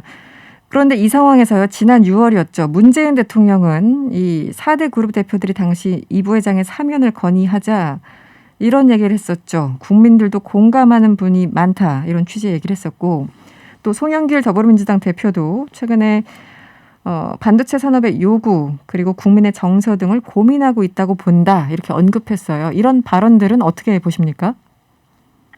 일단은 이제 이렇게 중요한 정치인들이 계속 이런 재판이나 뭐 사면에 대해서 말을 얹으면 당연히 이제 저는 국민들의 정서에 영향을 미치게 돼 있다고 생각을 하고, 그리고 이제 가석방 같은 게 원래 뭐 법무부 장관의 최종 권한이 있다고 하지만 이제 법무부 장관이랑 대통령이 이렇게 서로 얘기를 하다 보면은 저는 서로 영향을 안 미칠 수가 없다고 생각을 하거든요. 그래서 사실은 원래는 이런 말은 굉장히 삼가해야 되고 자중을 해야 되는데 이분들이 조금 너무 경솔하지 않았나. 그래서 이제 상당히 국민들한테도 조금 못할 말이었고 좀 가석방 그 심사 이런 거에도 영향을 많이 미치도록 되어버렸다. 좀 잘못했다고 생각하는 입장입니다. 알겠습니다. 네, 오늘 인터뷰는 여기서 일단 마무리해야 되겠습니다. 오늘 말씀 잘 들었습니다. 네, 감사합니다. 지금까지 참여연대 이지유 금융센터 간사였습니다. 지금 이 시각 정치권에서 가장 뜨거운 이슈를 짚어보는 여의도 인터뷰 시간입니다. 오늘은 여당 차례죠. 더불어민주당 원내 대변인 맡고 계신 신현영 의원 스튜디오에 나와 있습니다. 어서 오세요. 안녕하세요. 신현영입니다. 네, 먼저 의사 출신이시니까요. 의원님께 코로나 상황을 오늘은 좀 먼저 여쭤볼게요. 이 델타 변이 또 무서운데 델타 플러스 변이까지 우리나라에서 지금 확인이 됐어요. 그리고 오늘 18시 기준, 그러니까 6시 기준 확진자 수가 1,425명, 어제 같은 시간에 비해서 538명이 많습니다. 그러니까 휴일 영향을 이제 벗어난 거죠. 어떻게 보십니까? 사실 바이러스는 계속 강력하게 변이가 돼서 우리한테 찾아올 수 있다라는 면에서는 지금 그냥 일반적인 바이러스의 속성을 우리가 경험을 하고 있는데 그만큼 4단계 강화하고 있는데도 불구하고 확진자 수가 줄지 않는다. 참 우리 국민들한테는 힘들고 어려운 상황인 것이죠. 그러면서 안타까움도 있긴 하지만 아직까지 델타 플러스와 델타 변이의 그런 얼마나 더 강할 것이냐, 전파력이 델타 플러스가 얼마나 차이가 있을 것이냐 아직까지는 명확하게 근거는 없는 상황이기 때문에 조금 더 그런 차이점에 대한 임상 양상은 지켜봐야 되는 상황이다라는 말씀 드리고 싶고요. 실제로는 그래도 다행인 것은 우리 국민들이 4단계 이렇게 거리두기 강화하면서 감염 재생산 지수가 7월 달에 한 달 동안 보면은요. 1.3에서 지금 1.04까지 떨어졌거든요. 그리고 지금 예측하기로는 1.0 이하로 내려갈 가능성이 있다라고 합니다. 재감염 지수가요? 그러면은 정말 한 명이 확진되더라도 다른 사람 확진할 수 있는 비율이 떨어지는 거기 때문에 1 밑으로 떨어지면 조금 안심. 그렇죠. 그러면 확진자 수가 감소할 수 있는 가능성에 대한 희망도 일부는 있다. 하지만 계속 델타 플러스 그 다음에 또 다른 변이가 출몰하기 때문에 백신 접종을 해도 또는 안 한 사람들은 더 위험할 것이고요. 이런 리스크가 항상 있는 상황에서 우리가 어떻게 대비해야 될 것이냐 계속 고민할 수밖에 없는 어려운 상황이라고 말씀드릴 수밖에 없네요. 지금 뭐 수도권은 거리두기 4단계인데 뭐 기본적으로 여론도 그렇고 보면은 더 연장을 해야 할 수밖에 없다, 불가피하다 이런 의견이 많은 것 같아요. 예, 정말 저는 오늘 설문조사 보고서는 좀 놀라기도 하고 감동을 받았는데 우리 국민 여러분께서 4단계 연장 결정에 대해서는 84%가 찬성 의견을 주셨어요. 네, 이 어려운 시국에도 불구하고 정말 네. 얼마나 민생 경제와 우리가 삶이 팍팍함에도 불구하고 그래도 필요하다라고 인식을 하고 계시는 거죠. 네. 많은 스트레스를 받고 계시는 걸로 나오긴 하지만 이런 부분에 있어서 우선은 연장이 될 가능성은 높다. 근데 우리가 4단계 플러스 알파가 될 것이냐 아니면 네네. 4단계로 그대로 유지될 것이냐. 그러게요. 지금 네. 상황에서 감염 재생산 지수가 좀 떨어지기 시작하면 더 강화되는 거는 조금 그래도 우리가 예방할 수 있지는 않을까라는 기대를 해보겠습니다. 만약에 이제 재감염 지수가 좀 떨어져서 그냥 이 상태를 유지한다면 그나마 그것도. 근데 만약에 4단계 플러스 알파까지 간다면 그 알파에는 어떤 내용이 담길까요? 예를 들어 예. 뭐 지금 낮에 4명까지 괜찮은데 그것마저 2명 뭐 이런게까지 가는 건가요? 그런 것도 어떤 게 고려할 수 있을까요? 있을 것 같고요. 네네. 또 저녁에도 사실은 지금 2명인데 그것보다 더 강화된 조치를 할 수도 있고요. 아니면 우리가 밤 10시까지에 대한 영업시간을 조금 더 땡겨서 9시 뭐 이렇게. 예, 그렇게 줄일 수도 있고 여러 가지 방식이 있기 때문에 그렇게 가지 않도록 우리가 나름 지금 고생을 다 같이 하고 있다라고 네. 말씀해야죠. 짧고 예. 굵게 끝내겠다라고 이제 문재인 대통령이 얘기를 했는데 조금 생각보다 오래 가는 것 같긴 합니다. 네, 예. 지치네요. 네. 이거는 뭐 누구도 단언할 수 없는 문제라고 봅니다. 예. 그나저나 이 부스터샷 같은 경우 특히 이제 이스라엘하고 영국 이런 나라들이 많이 이제 백신 접종률이 상당히 높아가지고 막 부러워 이러고 있었는데 지금 다시 마스크를 끼고 있고 뭐 그쵸. 혹은 감염자가 다시 이제 폭증하고 있는 그런 상황입니다. 그래서 일부 국가에서는 부스터샷 접종을 시작했어요. 예. 우리나라도 어쨌든 이게 뭐 당장은 힘들겠지만 어쨌든 검토하고 적용을 해야 될까요? 어떻게 보십니까? 예, 준비하고 있습니다. 그래서 실제로 이번에 2차 추경에서 네네. 정견 청장께서도 뭐 당부하셔서 사실 mRNA 백신 5천만 회분의 선지급 네. 해서 구매하는 방안에 대해서도 예산이 지금 마련이 됐습니다. 네. 3차 부스터샷 준비하고 있다라는 얘기인데요. 네. 실제로 오늘 같은 경우도 화이자 맞았던 요양병원의 80대 노인이 다시 델타 변이로 사망하는 사례까지 있었어요. 그만큼 지금 백신이라는 게 100% 예방이 안 되고, 그렇죠. 예, 또 100% 아니죠. 지속되면 또 약화될 수 있고 여러 가지 돌파 감염의 리스크가 있기 때문에 3차 특히 3차 접종 어떤 걸 한 것이 더 효과적일 것이냐에 대한 고민도 해야 되겠고, 네. 특히 우리 국산 백신도 지금 여러 가지 5가지 정도는 네네. 개발이 되고 있기 때문에 네. 그 부분에 대한 지원 강화도 더 지금 더불어민주당에서 검토하고 있는 상황입니다. 국산 백신은 언제쯤 이게 참 말하기 어려운 건데 예. 마음은 급해요. 지금 왜냐면 화이자나 뭐 가격 올린다고 하니까 외국 예, 예. 제약사들이. 네. 지금 우리 국산 백신 중에 한 곳이 3상을 이제 곧 시작할 예정이기 때문에 네네. 빠르면 하반기 아니면 내년 초에는 그래도 우리가 사용할 수 있지 않을까 기대감이 있습니다. 그만큼 예, 3상 임상에 대한 지원을 확실히 해줘야 된다. 네. 그런 부분에 대해서도 추경 예산에서 담았었고요. 네. 아마 그 백신도 바이러스가 계속 변이가 강화되면서 그거에 따라가는 그 고성능의 백신 개발이 매우 필요할 것 같아서 네. 지금 개발하는 거에 안주하지 말고 계속 변이 바이러스에 대응할 수 있는 백신이 업그레이드 돼야 된다. 그러면서 정부가 얼마나 잘 지원할 것이냐. 네네. 그런 뭔가 아시아의 또는 글로벌 백신 허브 구축을 위해서 플랫폼 어떻게 잘 만들 것이냐. 이거는 지금 단기적으로도 중요하지만 장기적으로도 우리 국가의 그렇죠. 과제일 것 같다는 생각이 듭니다. 뭐 1, 2년에 끝날 것 같지 않으니까요. 네. 예. 정치권 소식을 오늘 본격적으로 의원님께 여쭐게요. 먼저 의원총회 엽니까? 뭐 법제사법위원장 이제 이 국회 하반기 후반기에 그 여야 합의했죠. 원내대표가 합의해서 이제 야당으로 법사위원장 자리 넘겨주기로 한 거에 대해서 상당히 당내 반발이 심했잖아요. 대표적으로 정청래 의원 등등. 그래서 의원총회를 요구한 것 같은데 어떻습니까? 언제쯤 열립니까? 의원총회는 연다고 예, 공지를 이미 했고요. 네. 사실은 이 합의를 하기 전에 의원총회를 2번이나 했고 추인도 받은 상황입니다. 그렇죠. 네. 예, 그 이후에 조금 더 논의가 필요하다라는 부분에 있어서 공감을 하고 있고 네.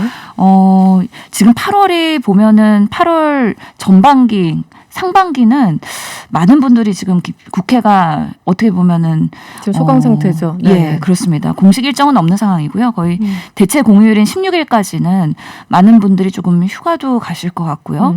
적극적으로 이게 정상 활동을 하기는 조금 여력이 어렵기 때문에 그 이후에 가능하지 않을까라는 개인적인 생각을 저는 갖고 있습니다. 휴가도 있고 이제 지역구에 내려가신 분들도 있고 해서 이렇게 다 모이기가 좀 힘든 여건이다. 예, 그렇습니다. 그래서 의원님들의 가장 많이 모일 수 있는 그 시점에 의원총회를 열어서 논의하는 것이 더 의미 있지 않을까.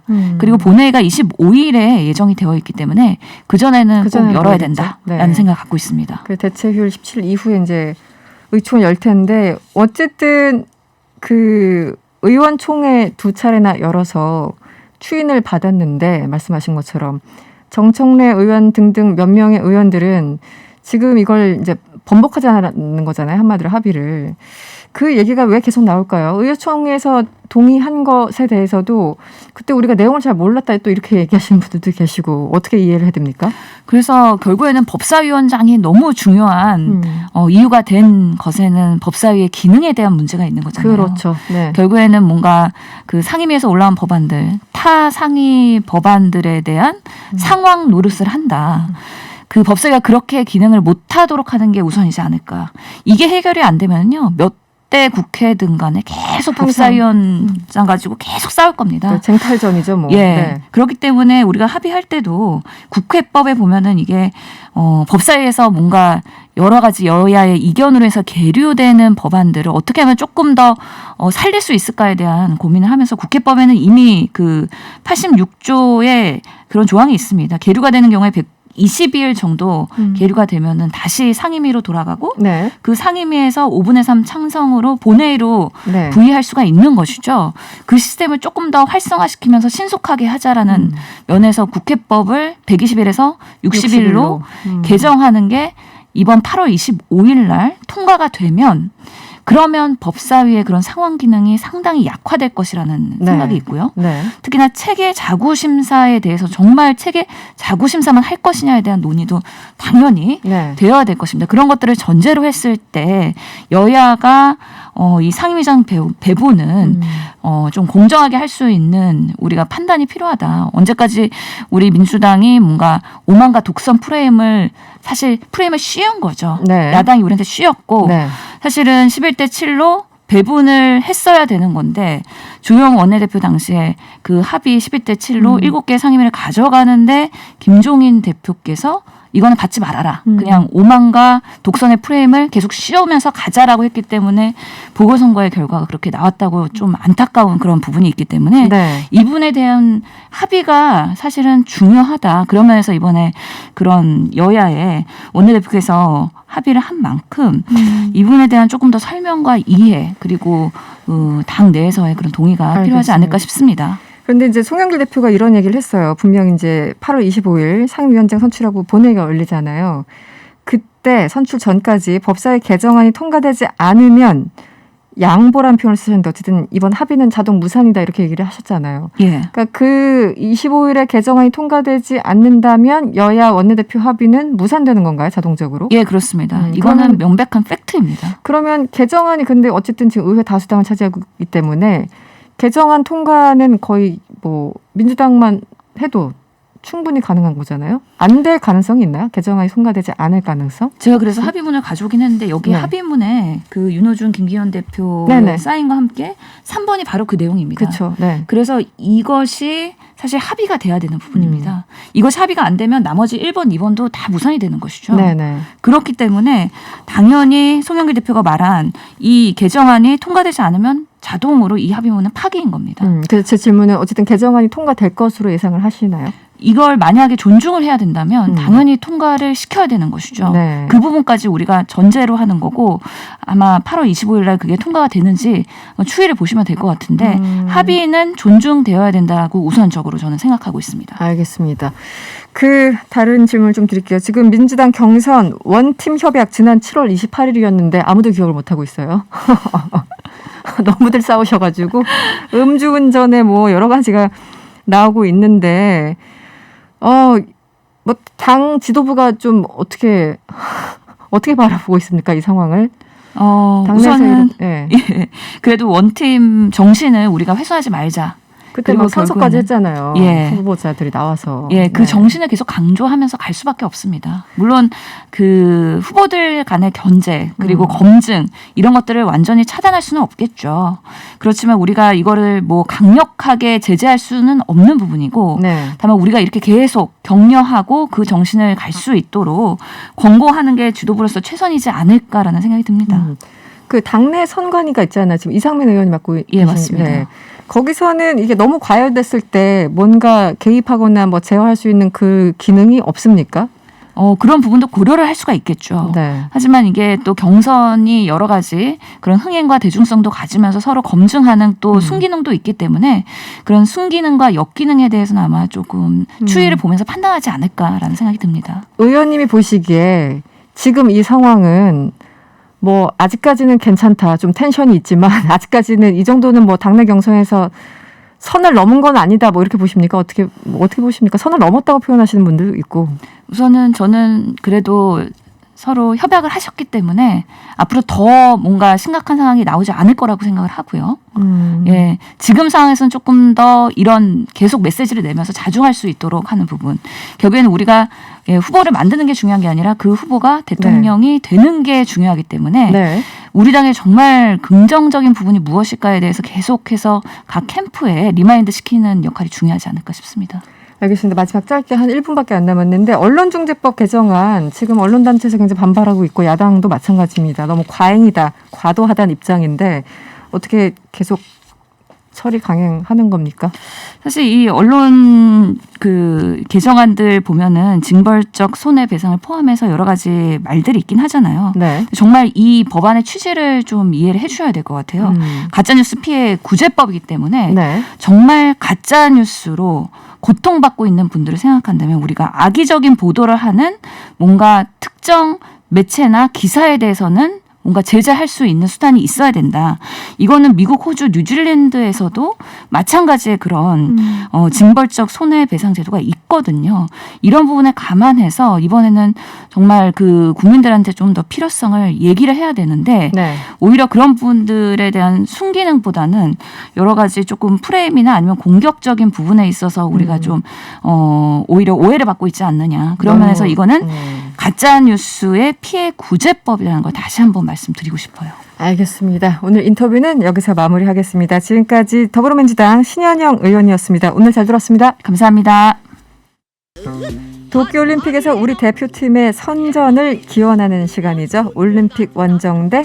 오늘도 방송인 최영진 씨와 함께합니다. 어서 오세요. 네, 안녕하세요. 최영진입니다. 네, 오늘 우리 선수단 또 경기 결과를 한번 종합해 보죠. 예.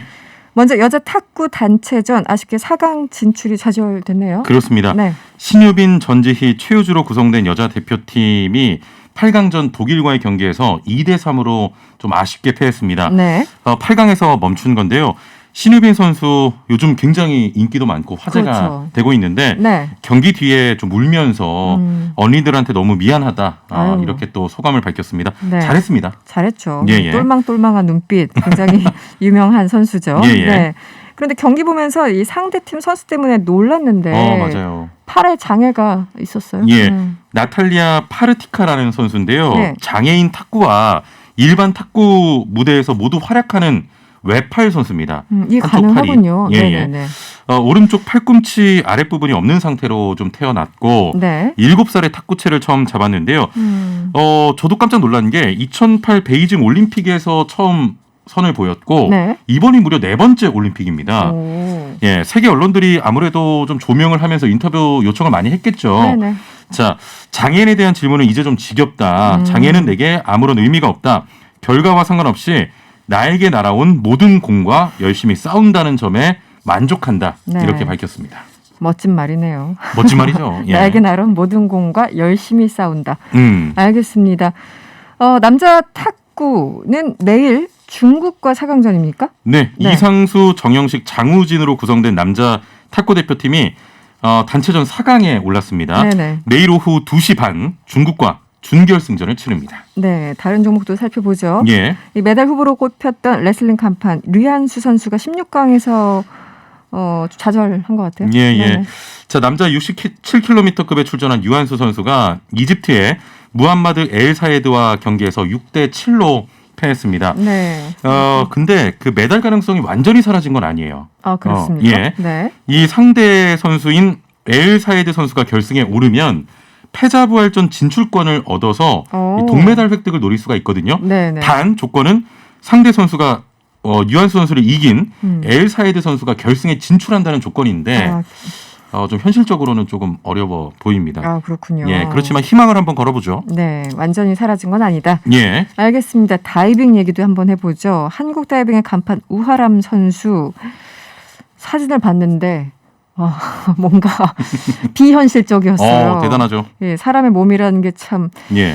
남자 3m 스프링보드 결승에 진출했습니다. 결과는 어떻게 됐습니까? 예, 오늘 오후 3시경에 경기가 열려서 저도 함께 봤는데 결승에서 6차 시기 합계 481.85점을 받아서 전체 12명 중 아쉽게 4위에 랭크가 됐습니다. 네네. 비록 메달은 따지 못했지만 우리나라 올림픽 다이빙에서 가장 높은 순위를 기록을 했는데 그러니까요. 이 한국 다이빙은 1960년 로마 대회부터 올림픽에 출전을 했습니다만 현재까지 메달과는 좀 거리가 멀어요. 네네. 자, 그렇지만 이번 대회를 통해서 성장한 만큼 네. 다음 3년 뒤죠. 네. 파리 올림픽의 기대를 한번 걸어봐도 좋을 것 같습니다. 네, 국민들한테 우아람이라는 이름 석자를 각인시키는 그럼요. 그런 경기였습니다. 예. 역도 여자 최중량급에 출전한 우리 이선미 선수도 값진 4위를 기록했죠. 그렇습니다. 이선미 선수 2018년과 2019년 세계 주니어 선수권 대회 최중량급 2연패를 달성했기 때문에 네. 내심 이번 올림픽 좀 메달을 기대하긴 했었어요. 자, 그렇지만 아쉽게 역시 4위에 머물렀습니다. 역시 네. 3년 뒤 파리에서 메달에 재도전합니다. 네. 이제 올림픽이 약간 중간 지점 정점을 지나면서 예. 어느덧 12일 차예요. 저는 벌써 슬퍼요. 그렇습니까? 예. 그 일상의 재미고 기쁨인데. 그렇죠. 그럼에도 불구하고 아직 굵직한 경기가 좀 남았다고요? 예, 여자 골프 세계 랭킹 2위의 고진영. 아, 골프. 네, 맞아. 3위 네. 박인비. 네. 4위 김세영. 6위 김효주 등으로 이뤄진 여자 골프 선수단이 이분들 다 이거 세계 랭킹이죠. 세계 랭킹이요. 여기 2, 다 3, 한국 4, 6이 다 모여 있습니다. 이거 실합니까 진짜? 예, 예. 우리 선수를 왜 이렇게 잘해요? 그렇습니다. 와. 내일 오전 7시 30분에 대회 2연패를 향한 도전을 시작합니다. 사실 이 여자 골프에 거는 기대가 굉장히 큰 이유가 네. 이제 남은 경기가 좀 메달을 도전하는 데 있어서 조금 불투명한 경기들이 많거든요. 네네. 마지막 종목, 네. 금메달을 장담할 수 있는 마지막 종목이라서 그렇습니다.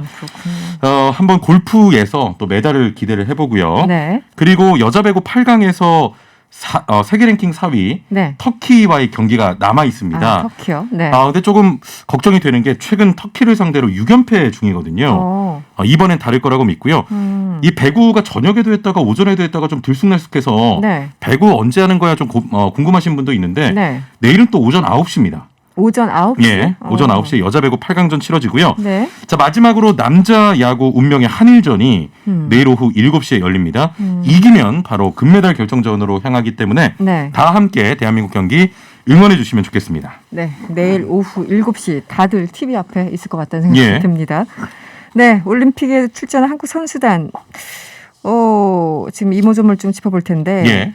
한식 도시락을 제공하는 급식 지원센터 관련해서 일본 정부가 또 트집을 잡고 있다고 하는데 어떤 내용인가요? 예, 네. 일본 정부는 한국팀을 위한 급식 지원센터가 이 풍평 피해를 조장한다면서 지난달 말 한국 외교부에 적절한 대응을 요청했습니다. 네. 이 풍평 피해란 근거 없는 소문 때문에 생기는 피해를 뜻하는 단어인데 네. 도쿄올림픽 선수촌에서 차로 약 20분 떨어진 곳에 대한체육회가 급식 지원센터를 마련을 했거든요. 네네. 이를 일본에서는 후쿠시마현 식자재를 피할 목적으로 운영되고 있다고 좀 오해를 하고 있는 것 같습니다. 네, 처음부터 이런 얘기 막 했었죠. 일본에서. 네. 자, 그런데요. 정확히 짚고 넘어가야 될 부분이 이 급식 지원센터는 이번 도쿄올림픽 때만 운영되는 게 아니라 영양 관리를 위해서 2008 베이징 이후 올림픽 때마다 거의 뭐 매번 운영이 됐던 거예요. 예. 그리고 한국 선수들이 급식 지원센터에서 한식 도시락으로만 끼니를 때우는 게 아니라 그렇죠. 선수 요청이 없으면 일본 숙소에서 주는 음식을 먹거든요. 네네. 그런 부분도 있고 선수촌 인근에 급식지원센터를 차린 거는 우리나라뿐만이 아닙니다. 그렇습니다. 미국도 있는데 네네. 우리나라에만 지금 트집을 잡고 있는 상황입니다. 네, 알겠습니다.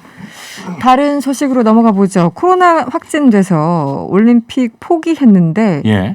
알고 보니까 검사 오류였다라는 선수가 있어요. 참 저 기가 막힌 소식이죠. 이거 너무 슬픈데요. 예. 네. 남아공의 골프 선수 폴라 레토의 사연인데 지난달 31일 도쿄로 출발하기 직전에 마지막으로 받은 코로나19 검사에서 양성 반응이 나와서 출전이 무산됐습니다. 네. 자, 결국 그의 올림픽 출전권은 인도의 다른 선수에게 넘어갔는데 이후에 추가 검사를 했더니 잇따라 음성이 나온 거예요.